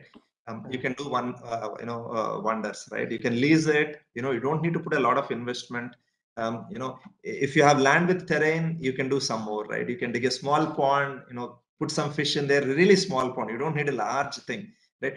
Whatever you have, marketing is important, sir, and there are companies, there are private companies that help you market. For example, I think if you put your event, right, the company will spend money marketing it, right? So, you can start with a very little investment, right? If you ask me a rupee figure, sir, I would say you can start, number. What is the minimum investment we need? I would say, sir, with 50,000 to 1 lakh rupees, you can do wonders. You can lease land, and you can do wonders, right? Yeah, I mean, also, sir, one thing that has to be managed, Dr. Sahu sir also mentioned responsible tourism, right?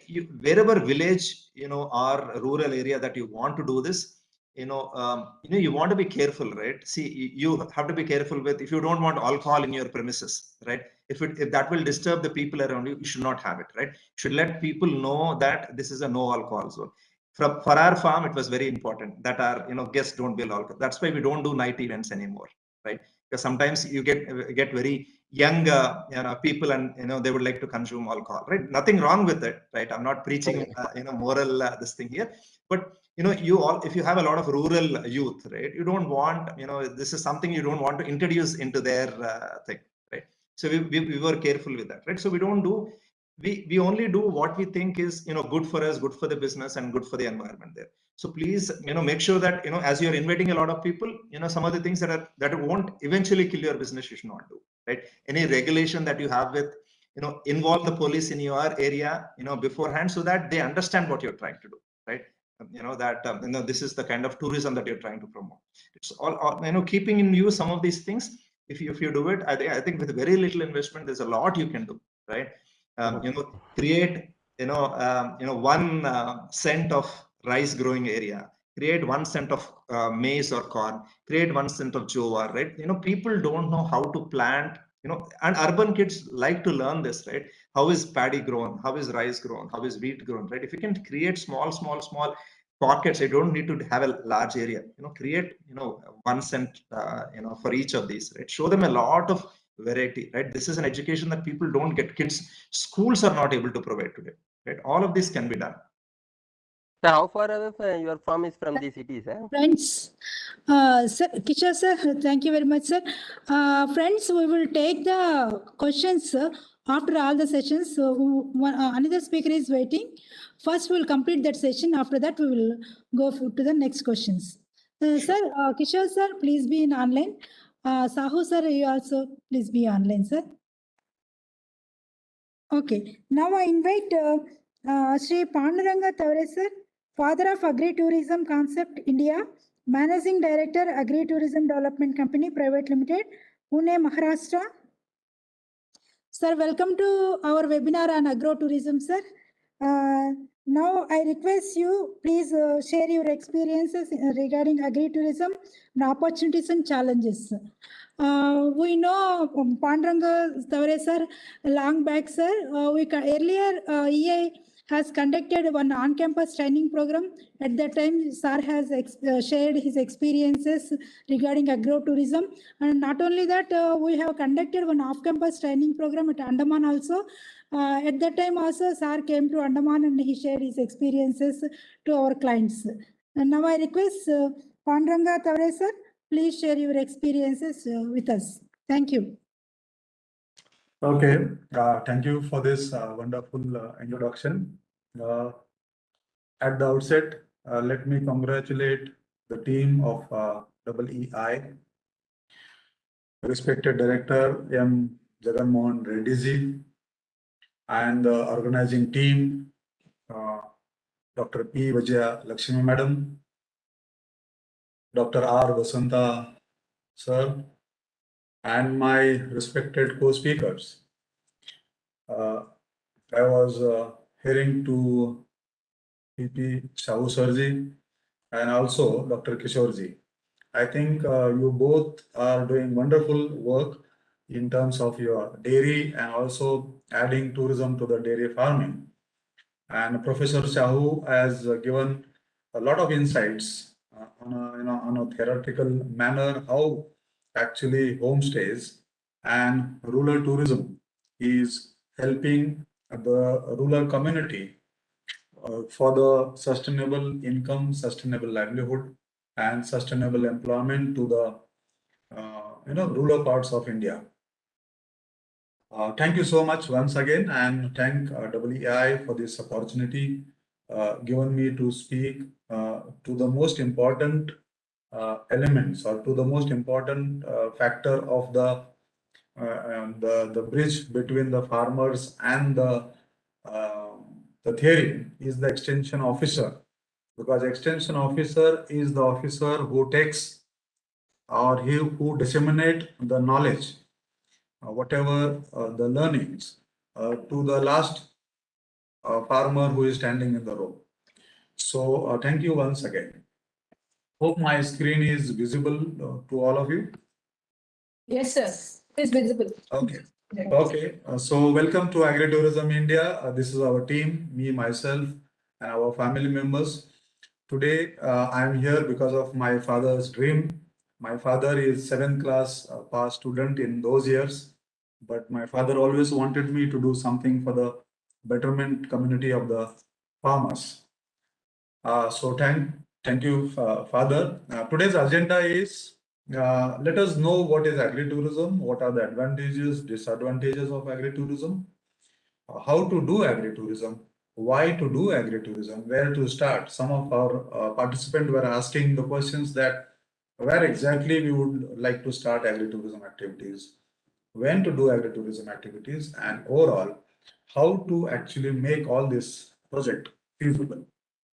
So come along with me in the journey of agritourism, because like Professor Sahu was saying that every farm, every village, every farmer has the story to tell. And I think that every person would like to listen to the stories, because I still remember that my grandfather, grandmother, whenever in the evening after the dinner, they used to tell the stories of Ramayana and Mahabharata, and we used to get fast asleep. So the storytelling in the farm is very, very important. So today, let us see briefly what is agritourism. I will not go into theory part of it, but agritourism, the product is experience itself. Because how Dr. Kishore was telling that people, when they come to the farm, they experience the milking the cow, they experience the bullock cart ride, they experience the farming, they experience the plowing the field, and entire gamut of the agriculture. So experience itself is the product for agritourism. Now, why actually farmers are looking for agritourism activities, and on the other hand, why tourists are also interested in agritourism activities? First, let us look at the farming community. In 1950, there were hardly 7 crore farmers. Today, there are more than 15 crore farmers in India. I mean, if you look at that, if you look at the stagnancy in agriculture, it is hardly 2.3 to 2.5% of the GDP, which has been contributed by the agriculture nowadays. So it is day by day, it is decreasing. Why it is decreasing? Because cost and price pressures, over-changing climatic conditions, low cost production crisis, and agricultural base and natural rural settings. Today, if you look at it, because we as a farmers, we only want government to give us the good price for the produce. And the three most important factors in farmers' life is rain, produce, and price for the produce. So these three factors never come into alignment and never come in line every year. And that is the reason there is an urgent need to do something on a supplementary basis or a complementary basis to the traditional farming to get sustainable income, employment, and livelihood opportunities. On the other hand, why tourists are looking for agritourism experiences is increased want in specialized tourism experiences. Today, if you look at the urban citizens, who are they? Their grandfathers, their grandfathers, everybody in India was farmer, belonged to the farming community. But for the livelihood, they have come to migrated to the urban cities. And today, when we started agritourism in 2002, we did the market survey, and the conclusion of the market survey was 43% of the urban Indians, they don't have relatives left in the rural areas or the villages. Now imagine that survey was in 2002, today is 2022. After 20 years, I feel that 43% must have increased to 50% of the community who are staying in urban cities who don't have relatives. Now, if they don't have the relatives, where will they go and see the farm? Where will they go and see the activities? So it is all about nostalgic feeling or nostalgia associated with the work in the farm. Please ask the participant to mute the sound. ADA Purvaikulam. It's mute. ADA Purvaikulam. Please mute. I request ADA Purvaikulam. Please mute. Okay, thank you, ma'am. So, and there is a curiosity about the village lifestyle. So this is the rationale behind why actually people are looking for agritourism activities. Now, types of agritourism, retail sales, because as I said that farmers' life depends on three most important things, that is rain, produce, and price for the produce. So retail sales will give the price for the produce. If like how Dr. Kishore is now doing, he is doing actually the retail sales and entertainment, farm tours, agriculture events and festivals. So these are the types of agritourism activities a farmer actually can do on his farm. Now, what are the basics of agritourism? The basics of agritourism is that a farmer should have something to see for the tourist when they come on the farm, something to do on the farm, or something to buy on the farm. These are the basics. When the tourist comes to your farm, he has to have a lot of variety of crops to see, animal husbandry, animals, farm animals to see on the farm, do the activities, because unless and until you allow the guest to participate in the farm work, he will not have the feeling of agritourism. And last but not the least, he has to have something to buy from the farm, because in tourism, shopping is number one activity. Whenever the guest goes, if you look at everything, people go to the international tours, people go to a lot of holidays, shopping is number one activity on the farm. Now, who are the customers for this? One is family, second is educational tours. In Maharashtra, we have made it compulsory from 5th standard to 10th standard to have at least one agritourism tour to the farm. Corporates, we have the groups, we have events and festivals, and we have special interest groups. So these are variety of customers. These are variety of guests where people can come on the farm. So these are the advantages. A lot of advantages are there. It can diversify your farm income. It can increase your farm income. It can create sustainable employment opportunities for the farmer and farmers' family members. It can create supplementary for the family income. One agritourism farm can be a supportive income source for the entire village. So this is the advantages of the farm. What are the advantages, disadvantages of agritourism? It will require a lot of time to plan and operate agritourism center, because it is not all that goody that people will come to your farm, they will have release on the food, they will see the farm, you can do the farm tour, and you will get a lot of money. Definitely, yes, it will give you supplementary income source, but for that, the labor, we will require patience, we will require hectic schedules, so no privacy time for the farmers. And we will, that, like how Shahuji was telling, that it also increase pollution there. So if at all you are actually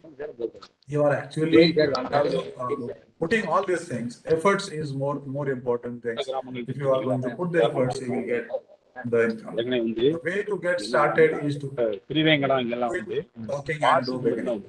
Let us do. What are the market sizes? Domestic tourists, if you see the 2021 figures, the domestic figures were almost around 1 to 3 million landings. 43% do not have visited in the villages. 56% never visited and stayed the villages. These are the domestic tourists. 5% of the tourists show interest in agritourism activities. That is 60 million tourists, 500 per day per person. Almost 3,000 crore rupees is the market size for the agritourism activities. Now let us come to the Maharashtra, because Maharashtra has current scenario of 490 agritourism centers. 12.56 lakh tourists have visited the farms. Total gross receipts almost 110 crores. 9 to 11 lakh rupees is the average farm ratio. Now where to start? Now first is you have to note down whatever the physical resources you have. So resource mapping is the first step to start an agritourism activities. Now, what are the resources? The resources is physical resource, human resource, and financial resources. Now, as far as physical resource is concerned, road, electricity, water, crops. Human resource, people from home, what people you can hire, and financial resources. Apart from this, there is one more resources are natural resources, historical resources. What are the resources nearby to your farm? W formula, what to do? Infrastructure required, how to spread the resources. Where to do it? Near to the significant places, natural settings, historical settings, natural, geographical, and religious and traditional. If you have these sites close by from your farm, for example, 20 kilometers, 25 kilometers, let us say 50 kilometers. So this is the ideal places where you can start agritourism activities. When to start? It's a season, Kharif and Rabi seasons, fruiting seasons, flowering seasons, harvesting seasons, sowing seasons. These are the activities where you can do the agritourism activities. Agriculture and tourism, you have to combine, because you have to combine or you have to package your agriculture for the tourism point of view. Because when the tourist comes to you, you have to present your farm, you have to present your agriculture in such a manner that people will be interested to see more, people interested to do more, and people should interested to buy more from your farm.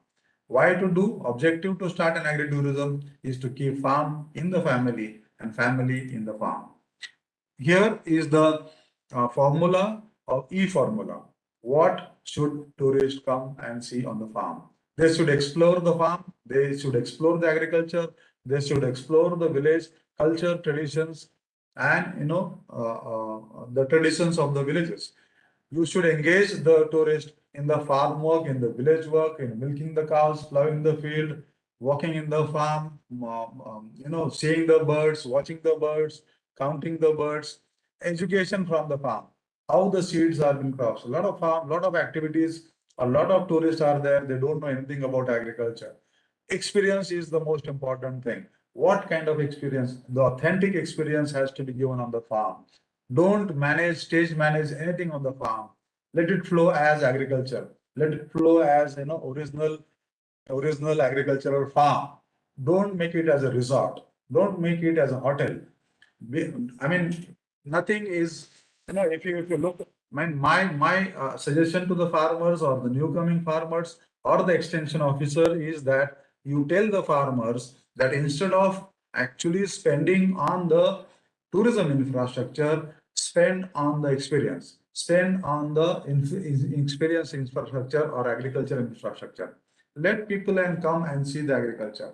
Enjoyment, entertainment is there, enrichment and alignment. These are the AD formula where you can use in the farm. Summary, why we are doing agritourism activities? For the basic reason is to keep farm in the family and family in the farm.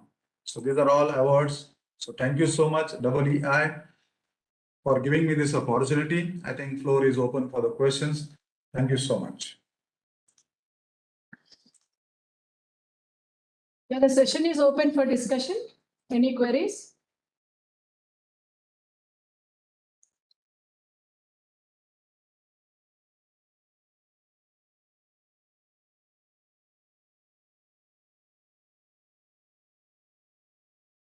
So there are a few questions in the chat box. Yeah, please. Whether cooperative societies under government control do all these tests, probably these are the questions to Mr. Kishore, I think, conducted in your farm. Mr. Kishore, can you answer? Yes, ma'am. Ma'am, so we go into the depth, ma'am, and that is what we specialize in. I am not sure whether the other dairies do it, but we go into the depth, and that is our I would say our why customers come to buy our milk. We definitely do them, because we say unless you solve the problem, the adulteration problem at a 40-liter can level, you're not really solving it. You're just covering it up with sort of dilution, I would say. So we feel it is important for us to solve this at every can, at every farmer level. So we look at it at a farm level. Okay, and another one is exposing public to the farm does not cause any disease. Only kids are allowed or adults? She's asking, I think he's asking your experience, Dr. Srihari. So we allow everybody, ma'am. We allow everybody, including potential entrepreneurs, kids, kids as, old as few months also come. I mean, there are, typically we've not faced any issues. It is an open, area, ma'am. So there is a lot of ventilation, I would say, naturally in a farm setting. So you're as much exposed, to it in the city, probably less exposed in the villages, because you're not in an enclosed atmosphere. But I would Pandurang sir probably has a lot more experience, because they do it at a much larger scale. Typically, we've not had any issues with disease and stuff at the farm when we do farm events. Okay.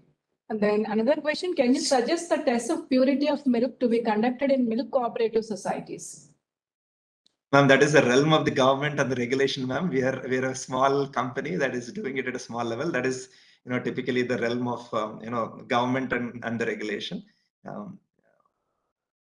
Okay, sir. I would leave it there, ma'am. Yeah. And I think this question can be better answered by Panduranga Tiwari, sir. Sir, he's asking, Dr. Srihari, please tell all the difficulties you have faced and how you have solved them in your long journey in tourism.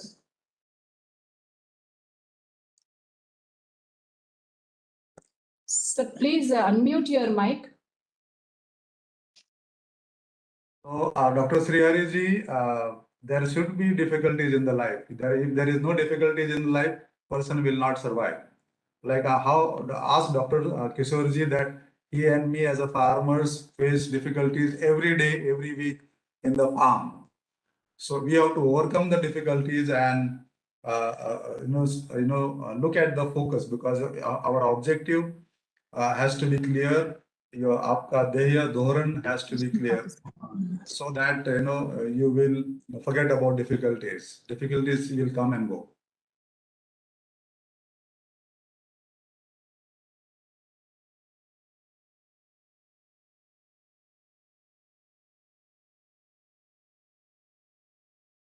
My actually suggestions to all the extension officers who are actually present here on this today's webinar is that you go, if you are handling a village area, rural areas, or 5 villages, or 1 district, or 1 tehsil, you identify the farmers who are progressive, who wants to do something on the farm as a supplementary income source or complementary income source.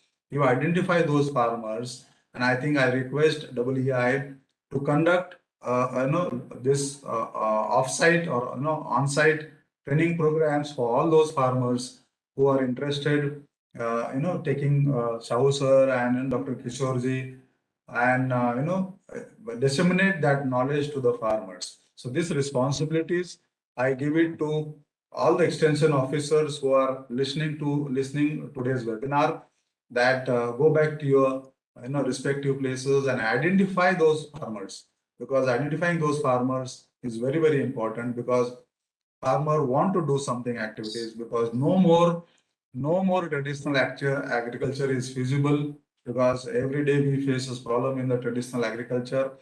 And unless and until you do something on the traditional agriculture activities, the next generation of the farmers they are not going to stay back on the farm. And if they are not going to stay back on the farm, believe me, today also we are facing the food security problem. And if next generation of the farmers, if they are not staying back on the farm, believe me, what will happen?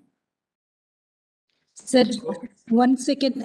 Sir, Panduranga sir, earlier in your sessions, you shared your experiences. You are receiving or inviting your customers or the agritourism participants in a traditional mode. You are inviting with your customs like that. And another thing is you are arranging natural food, that is local food, and you are providing good accommodation.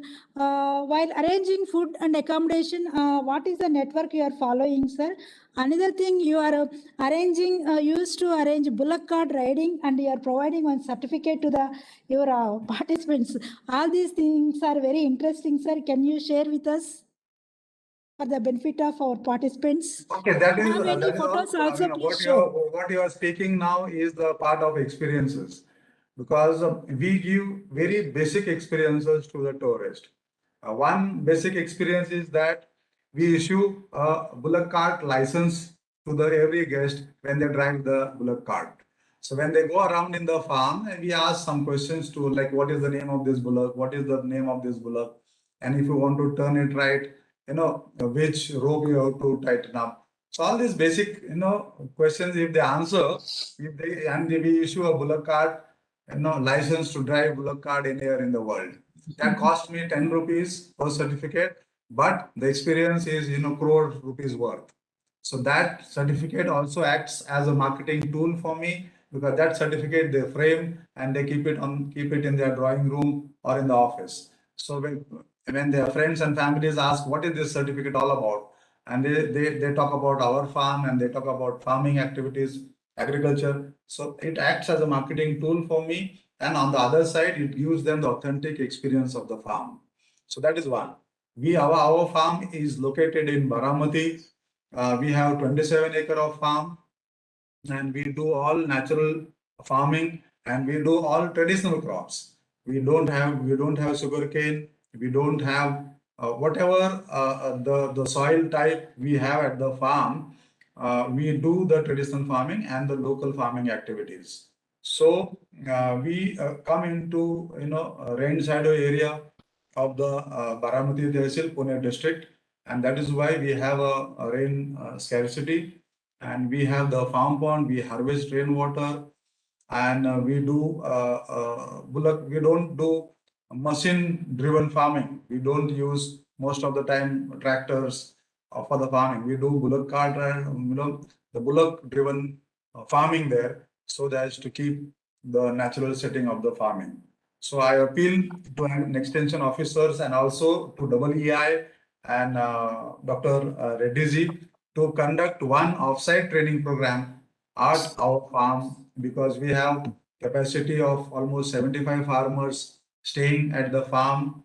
We have a conference hall, and we have the accommodation there, and which is very near to Pune and in Baramati region, because manage as we have the collaboration with the manage to conduct offsite training program for in terms of agritourism activities. So every year, 1 or 2 programs are conducted at our farm in Baramati. So I appeal to EEI also to look into the same manner to conduct an offline training program at our farm. Thank you. Thank you, sir. So in this direction, the ADAs and those who are in touch with the Atma, so they can take the exposure visits. They can conduct an exposure visit for the farmers at their jurisdiction, at their workplace. They can take them to that Tawari Saab's farm and they can get the first-hand experience. So here, the crux of the issue is in order to upscale the spirit of agrotourism, I think the urban areas have to be connected with the rural folk strongly. That bondage has to be built up. That means we have to create a model farms in the rural areas and we have to create transportation facility from urban to the rural areas. Farmers are ready. Already they are doing integrated farming system. They have the set models.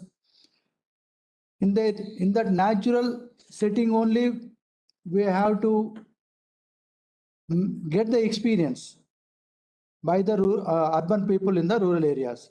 So I think no new intervention is required by the farmer to invite to create a special appearance for the a kind of tourism to the urban people. So the only issue here is the transportation, a kind of advertisement for their farms.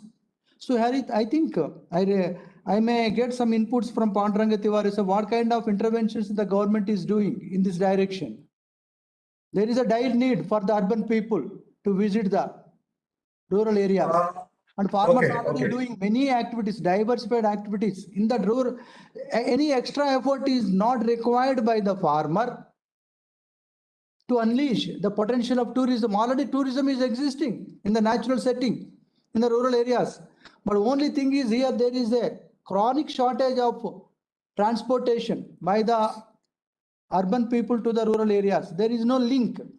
How we can bridge that gap and what kind of interventions the government is making? Okay, I think this is a nice finding. What very important findings, sir? What you have noticed is, but everything we cannot rely on government, because if you talk about everything has to be done by the government, because today if you look at the market survey, that almost 50% of the community or the urban citizens today has got double income source in the urban cities. Wife is also earning, husband is also earning. The transportation the transport facility has increased privately. Plus the income has increased. The road what I'm saying is the quality has also increased. So today we want government to intervene only in the capacity building of the farmers. As you said that farmer have everything. Yes, farmer has got everything because last 21 years being in the agritourism field and also traveling to every corner of India. What you said is correct, because farmer has got everything as a natural setting. He has the farm, he has the rural culture traditions. Now what we have to teach him that how to package his agriculture from tourism point of view. Because when the tourist comes to his farm, he is paying the money for the farmer. When he is paying the money for the farmer, the little bit of, like how Professor Shahuji was telling, that little bit of in tourism infrastructure has to be little bit, in the sense the room has to be neat and tidy and swachh hona chahiye, neat and clean hona chahiye. The bedding has to be neat and clean. The toilet has to be neat and clean. The tourist is ready to play in the mud for the full day, but his sleeping bed, the room and the toilet has to be clean. When I say clean, because the definition in terms of the farmer is different and the cleanliness definition in terms of the urban tourist is different. So we have to teach the farmer what is the definition of cleanliness in terms of the urban tourist. On a similar manner, like once his product is ready or once his tourism center is ready, we have to teach him how to market his product in the urban cities. The next generation of the farmers today are equipped with the, the handset or the mobile. They have the mobile, they have the internet. Now we have to include this next generation of the farmers to market their agritourism centers to the urban cities. If that is not done, and if the tourists don't come to the farmers, I think farmer will get, demoralized, and he will say that agritourism doesn't work. As again, I would like to focus on the Maharashtra tourism model, because today we have more than 500 farmers. We as an aggregator, we have the website called agritourism.in, and now within 27th September, we are actually opening the website for the online booking. Like Professor Sahuji was telling, that unless and until we have the online booking presence and online, marketing tools, that we are actually doing and launching agritourism.in website throughout the region of Maharashtra, and rest of the farmers throughout India. They are free to join us on that website, put their farm on the farm and get the booking directly for you. So that we are actually doing it from there. And we are advocating the agritourism to the rest of the states, because Sahuji pointed out that in February 2018, there was a committee, on doubling the farmers' income. And I think Dr. Ashok Dalwaiji was his chairman. He came to Baramati and we talked about agritourism activities, and agritourism is included in the doubling farmers' income volume 9. But the rest of the state government, because as you know that tourism is the state government scenario, and state government has to look into the tourism promotion, building tourism activities, tourism products.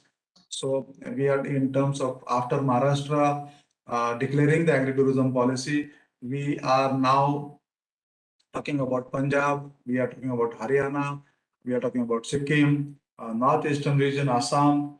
And now slowly, every state is coming forward and declaring agritourism policy for their farmers. One most important thing what we have done in Maharashtra, that farmer is not required to take a non-agricultural certificate if he wants to come into agritourism activities. The lights charges or the electricity charges are as far as the agricultural light electricity charges. No more taxes he has to pay because he is doing tourism activities. Secondly, we have allowed him to do a maximum 8 rooms in his farm. Even if he has 50-acre land or 100-acre land, maximum he can do is 8 rooms. Up to 8 rooms, these are the facilities. Now, above 8 rooms, it will be considered as a commercial agritourism project, and other requirement and rules and regulations will apply for a commercial agritourism activities. So for this, government also has taken one more decision, that compulsion of one educational tour from 5th standard to 10th standard to take their school to the kids to the farm and show them what real agriculture is. Today, we in Maharashtra, we have 1.5 crore student population from 5th standard to 10th standard. So this 1.5 crore ready market has been given to the farmers in that particular areas, because school normally travels to from 75 to 100 kilometers radius for the farms. So we have only 500 farms, and 11, I mean, if you look at 1.5 crore students, imagine what is the potential demand is there in the market. Even if a farmer starts educational tour activities on the farm, there is a huge demand for the agritourism activities in Maharashtra. And from this webinar, through this webinar, I would like to also request the other government extension officers to look at agritourism as an educational tour farm for the kids, because learning only theory will not give that respect to the farming communities in the rural areas. Today's student, let them understand what farming is, what farmer is, what village is, what rural traditions are. Like Krishnaji was Kishorji was telling that we have found in the survey that there are kids, there are people living in urban cities, that they have not touched the mud for last 10 years or last 15 years. So imagine what is going to happen. So my appeal, like Professor Shahuji's and Dr. Kishorji's, I think all three of us appeal is that, look at agritourism, look at homestays, look at rural tourism as the mean of giving sustainable income, sustainable employment, and sustainable livelihood opportunities for the rural communities in India. Thank you. Sir, one more thing, sir. Earlier in your sessions, you told that you are providing facilities for vehicles, the tourist vehicles, and another thing is you are providing facilities for the pet animals like dogs, like that. Now also you are providing such facilities, sir. This is one question. Yes, And we another have question- we have some agritourism farms allow the tourists to get their dogs on the farm, because there is no hotel facilities, there is no resort, there is no cinema hall, there is no buses. They allow dogs to the come into the hotel. So here are some of the agritourism farms in Maharashtra. They allow their pets to get along and see the farm, experience the farm. Secondly, what you ask is, yes, if there is a group booking of 40 people, 50 people, we book the transport from urban cities to the farm. If there is a group from Mumbai coming to, let's say, from the Rajgarh or Ratnagiri or Konkan areas, so we give them the transport facilities in the packages, and because we act as an umbrella organization for agritourism in Maharashtra, and we provide facilities for the farmer also, and we provide facilities to the tourist also. So if whatever tourist wants, we give it to them to take them to the farm, and we also build the capacities of the farmers to do tourism activities. Thank you. I want to ask one question to Professor Shahuji. That Shahuji, I think I once, when I came to WEI and managed to take an offline, even offline lecture to Hyderabad, I think 2-3 years back, I visited NIRD, and there are models of rural houses which has been kept there at the Hyderabad campus. So that rural housing models has to be, that knowledge has to be disseminated in the rural tourism or homestays, and also the agritourism, where those rural housing models can be, considered for the stay accommodation for the tourists there. And also you are conducting the homestays, the sessions or the lectures or the workshops. I think we also, along with your organizations, we can collaborate and conduct, those kind of workshops in the interior Maharashtra, and so that people can, come in homestays and rural tourism. Thank you, sir. First, let me say it's an honor for me to share this platform with you, because in all my session, when I talk about rural tourism, agri-tourism, I share the experience and the work that you have done. It's very good contribution to our country and to our society.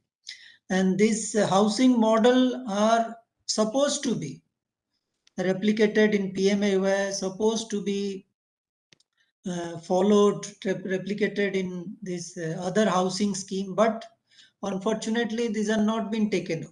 But as you rightly said, and 2-3 years back, we are trying to make some changes in this housing model, and we would like to propose that in our rural homestay project also. So we are working on that, sir.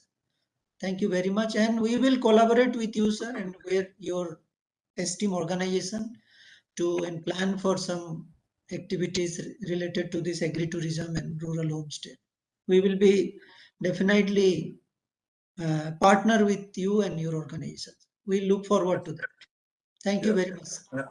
Dr. Kishorji, when we visited the study tour, because we take agritourism farmers to the international study tours, last year we took them to Switzerland, Italy, and Austria, because Italy is the motherland of agritourism and farm tourism. You know that. So when and in 2017 we took them to Malaysia, Singapore, and Philippines. In Singapore, on like what you do here, it's farm. In Singapore, from the Kranji farm area, Kranji is the like a SEZ for the agriculture. It's 25 kilometers away from Singapore, and it is the Kranji farms, Kranji village. So in that Kranji village, there is one farm tourism activity called Hay Dairy Farm, HAY, Hay Dairy Farm. So on a yearly basis, that Hay Dairy Farm, there are more than 3 to 4 lakh visitors visit that dairy farm. So if happen to you, when you visit to Singapore, go and visit that Hay Dairy Farm, because they give them milk to taste. They are actually doing milk soap. They are doing also milk shampoos. They are doing milk ice cream, and also the farm tours. Conducted farm tours on in that farm activity area. So that is a nice model for you to go and visit and learn from that. Definitely, you are doing wonderful job there in Hyderabad. So when you come to Pune and Baramati, both of my co-respected speakers, I invite you to my farm. आइए आप गप्पे मारेंगे और सीखेंगे और क्या एग्रीटूरिज्म क्या करना है. Thank you very much, sir, for the opportunity. It was wonderful listening to you, sir. आप जैसे बोले storytelling, right? I mean, you a wonderful, example of that, right? इसमें आप whatever you experience it, I think we could see it in every slide, every thing that you pointed out. It was wonderful learning from you, sir. Definitely, I'll put it as a priority to visit your center in Baramati, sir, and also hopefully sometime the Singapore facility as well. We have one of my friend, Mr. Hess from, I think, Korea, who has joined this session. Hess, are you there? Yes. CM Hess. He is a professor for rural tourism, and he is from Korea, who has actually joined this session. Yeah. How are you? How are my friend? I'm good. I'm from Taiwan, actually. Yeah, I'm just asking you the two questions, and you answered me already. And actually, I came from the Assam state, and I enjoy staying there and enjoy talking to the tea grower, and we talk about agritourism. So I would say that agritourism in India is quite very developing, and advanced industry, and leading by you and all of the people over here. So not only Taiwan, Japan, Korea. So we have to learn and share, and then also we can, share together and then learn from each other. So a lot of principle, a lot of concept, is especially in the rural area, rural villages. So actually in India, it's quite, a variety of agritourism. But in Taiwan, we kind of have some technology, and also we use a different kind of model to develop. So I really think that this is a good opportunity and chance to listen to you guys, and then also ask questions from you and get a response and feedback from you. Okay, thank you. Thank you. Thank you, man. Yes. Anybody from Bhutan has joined? Because I have spread the word in Bhutan also to join this session. Anybody from Bhutan has joined?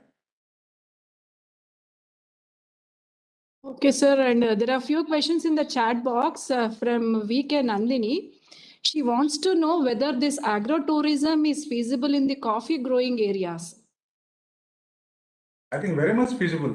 I mean, like how in Italy, they have the small time dairy farm and they have the vineyards. So they make their own wines and also the cheese from the cows. So they appeal to the urban citizens in Italy that come to our farm and taste the wine and taste the cheese. So in coffee, because we are the coffee nation of the world. I mean, we are the number one coffee producers in the world. So people will like to taste coffee. People will like to see how the coffee is grown, how the coffee is grown. So that experience of coffee farmers, definitely, I think it is a worthwhile people to call. And you have the nice product of coffee to ask people to come and experience the coffee on your farm. I think Sahuji also will add to this. Sahuji and Kishore ji, आप add करिए उसमें. Sir मेरे हिसाब से definitely कर सकते हैं sir. थोड़ा लैंड चाहिए, little bit of land is all that is needed. And experience is what, as you said sir, आप जो फील करते हैं फार्मिंग करते हुए, right, your journey, your lessons, right, your connection with the earth, right, is what customer precisely is looking for, right? वो अगर देते हैं ना, facilities, all of them, right, absolutely hygiene sir, hygiene is very very important, but वो है, and we can understand the urban customer, that is all is needed, right? I think there are a lot of questions about कितना पैसा लगेगा. My answer is that आपका intention, आपका storytelling is what the customer is trying to connect to, right? वो अगर आप दे पाएंगे, everything else, right, will trumpet that, right? But hygiene, absolutely. Having said that, you should not, hygiene, right, the clean, soaps, like clean bed sheets, and some of these things are basic, and I think that is absolutely needed. But you as a farmer is what the customer is trying to connect to. I think Tata Tea Plantations have already started tea tours in Kerala also, in Kulk Malai, and also in Assam. In Kulk Malai, they talk about the tea right from plucking the leaves to showing them the factory and showing them the process, and also allowing them to stay in the tent accommodation near to the factory premises and on the farms, tea plantations. The Tata Tea has already started these tours, and I think two tea growers associations in Kerala, also in Assam, also in Darjeeling, they have started these tours. So look at their brochures and informations along. I think you will get a lot of information, knowledge from there. Okay, sir. And another question from Muralidhara MR. Any license is required to start agrotourism? As far as the Maharashtra is concerned, we have Department of Tourism who issues the license to register their agritourism farms as a tourism activity. And as far as all India is concerned, because we have a rural tourism scheme, and also we have Incredible India, you can actually host your rural homestay and as Incredible India homestay, and like silver, gold, and platinum activities. I mean, the section of that. Because the tourism itself is a state matter. So all India, the central government is not looking at primarily for the tourism infrastructure development and things. But yes, rural tourism promoting strategy documentation has been prepared. National Rural Tourism Promotional Strategy is on way in publishing that strategy. I think being part of that strategy also has given me a lot of information about other states, what they are doing. But yes, my almost 10 years have gone into convincing agriculture department and tourism department that the agri tourism has to be given to the agricultural department. And at the end of the 10th year, the Central Agricultural Ministry said that our mandate is to produce the food and not doing the tourism activities. So it went to the tourism department. And that is how now tourism department, they don't have so much of infrastructure at the ground level, because as agricultural department has, because every village, every 5 villages have one officer in agriculture department. So similarly is not the case with tourism department. And that is how we wanted agri-tourism segment to be attached to the agriculture and not to the tourism department. But it happened. Nobody is interested to take the responsibility. And it is now with the tourism department in Maharashtra. And similar cases when the Joint Secretary Agriculture visited our farm in Baramati and they wanted to include agri-tourism policy for India. That happened in 2017. Today is 2022. I don't know where is the paper and where is the policy, but we are doing agricultural tourism activities, and farmer and the extension officers, all who are stakeholders of agri-tourism, should not stop for government to intervene, and then we will start the activities. हम एकला चलो रे का नारा दिया है, तो आप एकला चलो, हम काम करते रहेंगे. If government comes along, अच्छा है. If government doesn't come along, अच्छा है. Okay, sir. Yeah. Nandini VK madam is asking, can I get guidance from you, sir, Taware sir, as and when I require from your side, and how to reach you? I think EEI should take initiative in that. Those extension officers who would like to do this session on offline session, Professor Shahuji and Krishna ji, they are ready to host all of you and come and visit our farms in Maharashtra, because Maharashtra has more than 500 farms now. Every district has the farm. Every tehsil has almost as the farm. In Pune district itself, we have more than 216 farms. So even if you come to Pune as a hub of agri-tourism in Maharashtra, you will see 200 farms nearby to Pune district. So make it a point, and this is a humble request to EEI that consider next session as offline session for agri-tourism, because agri-tourism is not a classroom activity. Agri-tourism is the activity which is conducted on the farm. So pure experiences, authentic experiences. Extension officers should feel that experience of agri-tourism so that they can go back and talk to their farmers and talk to their officers in the offices. Okay, sir. So finally, if it is the rural tourism, it is the farmers who have to provide the accommodation, food, and other requirements. So how you are training the farmers, sir? And so far, how many farmers you have trained there? As far as Maharashtra is concerned, we have conducted training programs to almost more than 3,118 farmers. Out of that, 500 farmers have started the farms, agri-tourism activities. And like how Professor Shahuji was telling, that in Maharashtra, we have variety category of farmers who can start agri-tourism activities. Individual farmers can start activities. As a village community, they can start tourism activities. Agriculture college can start agri-tourism activities. Krishi Vigyan Kendra can start agri-tourism activities. Agricultural university can start agri-tourism activities. Agriculture college can start agri-tourism activities. So all this, the different categories of farmers can start agri-tourism activities. Now, if accommodation is provided by the farmer, and if the farmer has to be given the training program, like how Professor Shahuji has given 7 points of Suchana, Sahayog, all that was there. So in that field, the farmer has to be given the training programs. आपको cleanliness कैसा रखना है, आपको वहाँ का experience कैसा देना है, आपको आपका product marketing कैसा करना है, खाना कैसा बनाना है, फार्मर को सिखाने की जरूरत नहीं है, लेकिन खाना कैसा परोसना है, how to present the food for the tourist, that has to be trained for the farmers. आपके पास जो है उसको आपको टूरिज्म पॉइंट ऑफ व्यू से कैसा प्रेजेंट करना है, उसके बारे में ही खाली उनको ट्रेनिंग देना जरूरी है. Agriculture they know how to sow the crop, how to harvest the crop, how to store the crop, all that is been known to them.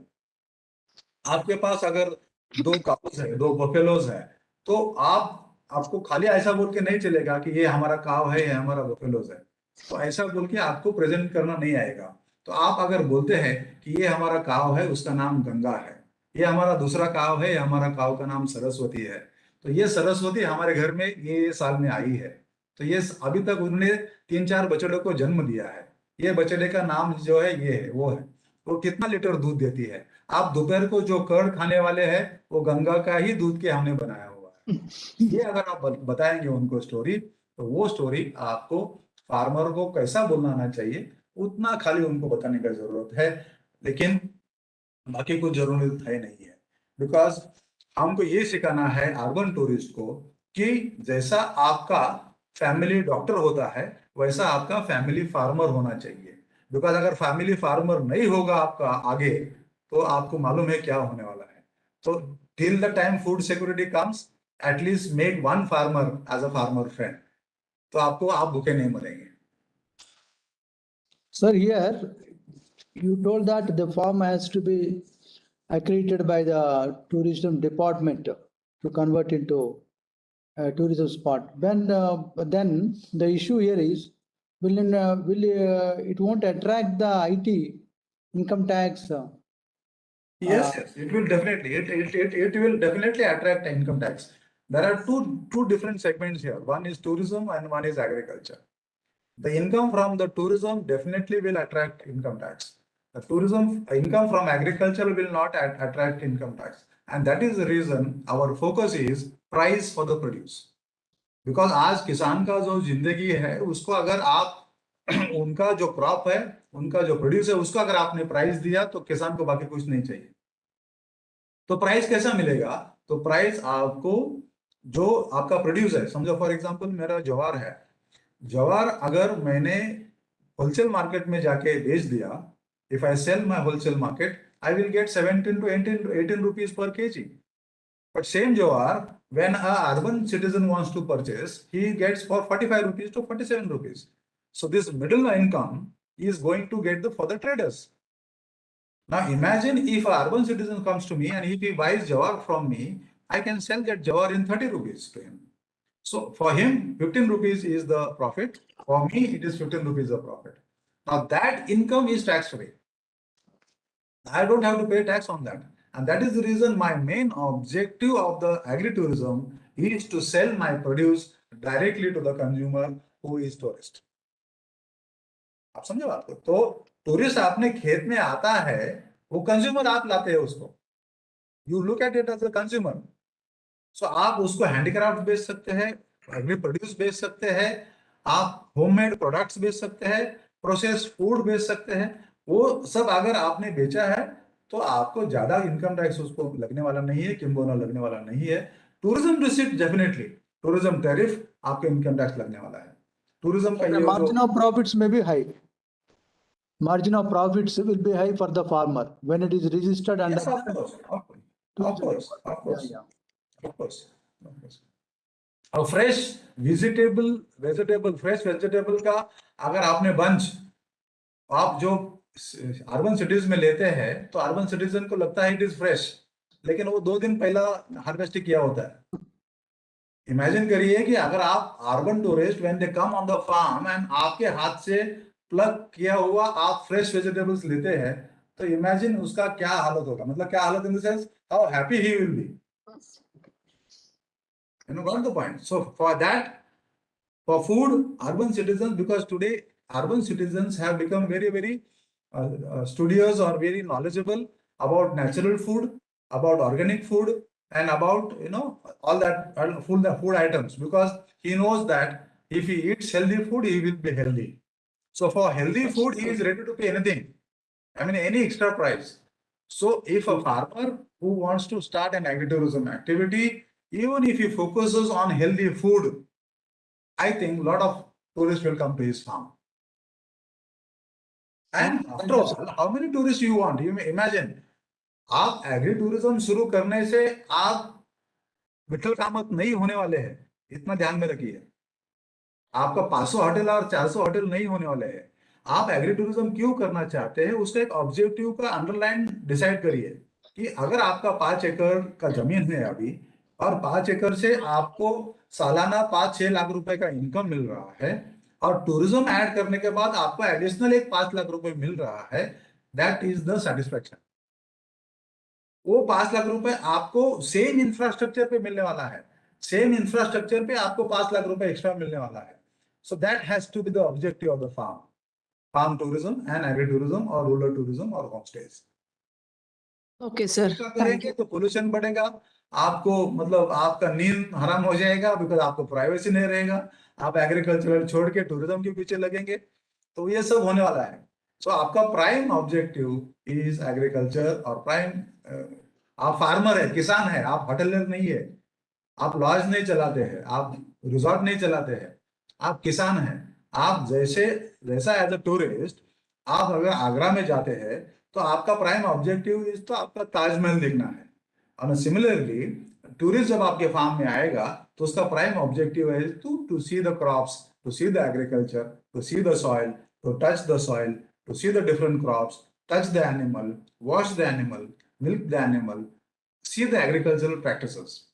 सो वो ऑब्जेक्टिव है आपका. आप खेती करते रहिए, आपका जो काम है प्राइमरी काम है, प्राइमरी ऑक्यूपेशन है आपका, वो आप करते रहिए. Don't stage manage anything for the tourism.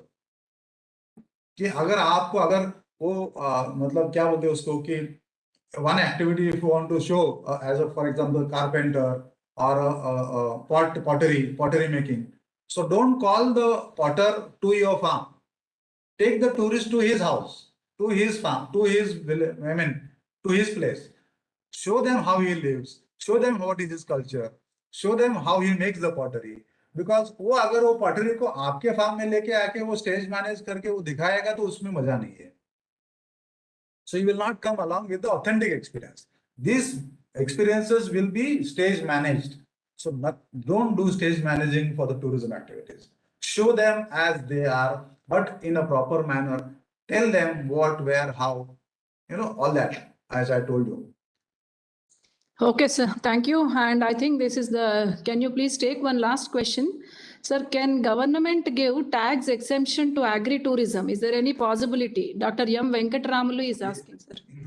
Everybody wants that. Everybody wants that. Who don't want exemption in income tax? You tell me.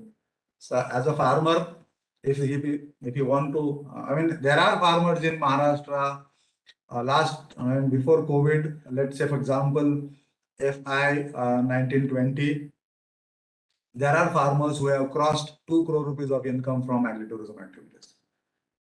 That kind of potential is there for the agritourism. My appeal or my last word in this webinar will be that there is an opportunity in agritourism to adding tourism to the farm or rural tourism, homestays, rural homestays. Definitely, yes. People want to travel in rural areas. People want to have a fresh air. People want to, heal because this rural tourism, agri-tourism, henceforth will be healing holidays, HEALING, healing holidays. Doctor will recommend you, RX, go to the rural tourism areas or go to the agri-tourism areas to heal yourself. There's so much of pollution, so much of traffic noise, so much of all these things happening in urban cities that doctor will recommend you to have at least one holidays, 2 holidays in rural areas. Okay, sir.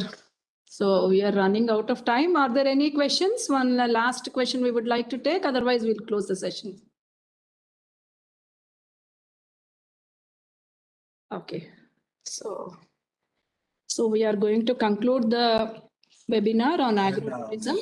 Professor Shahuji and Dr. Kishore, let us keep in touch.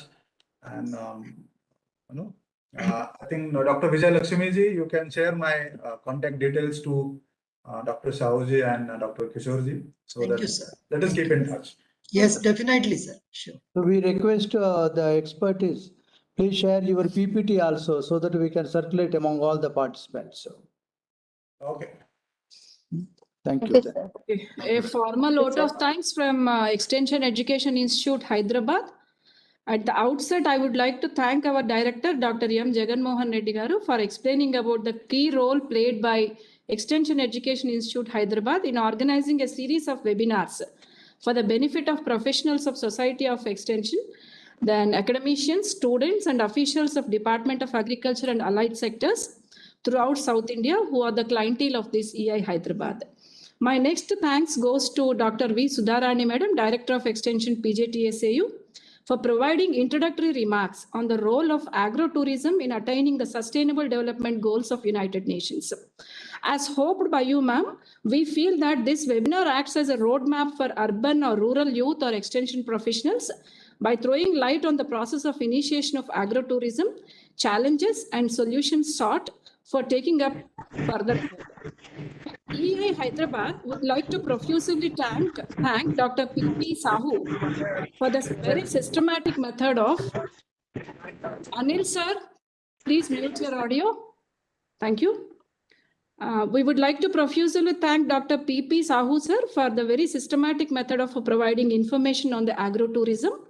Sir, you are advised to include not only the agro-tourism activities, but also strategies to solve the challenges in tourism plan is very important for the beginners. And thanks for explaining all the dimensions of agri-tourism and various schemes and policies in agri-tourism in India. Information you gave on 1 month certificate course on rural homestays by NIRD is very much useful for all the participants. Thank you so much, sir. Then heartfelt thanks to Mr. A. Kishore from SIDS Farm.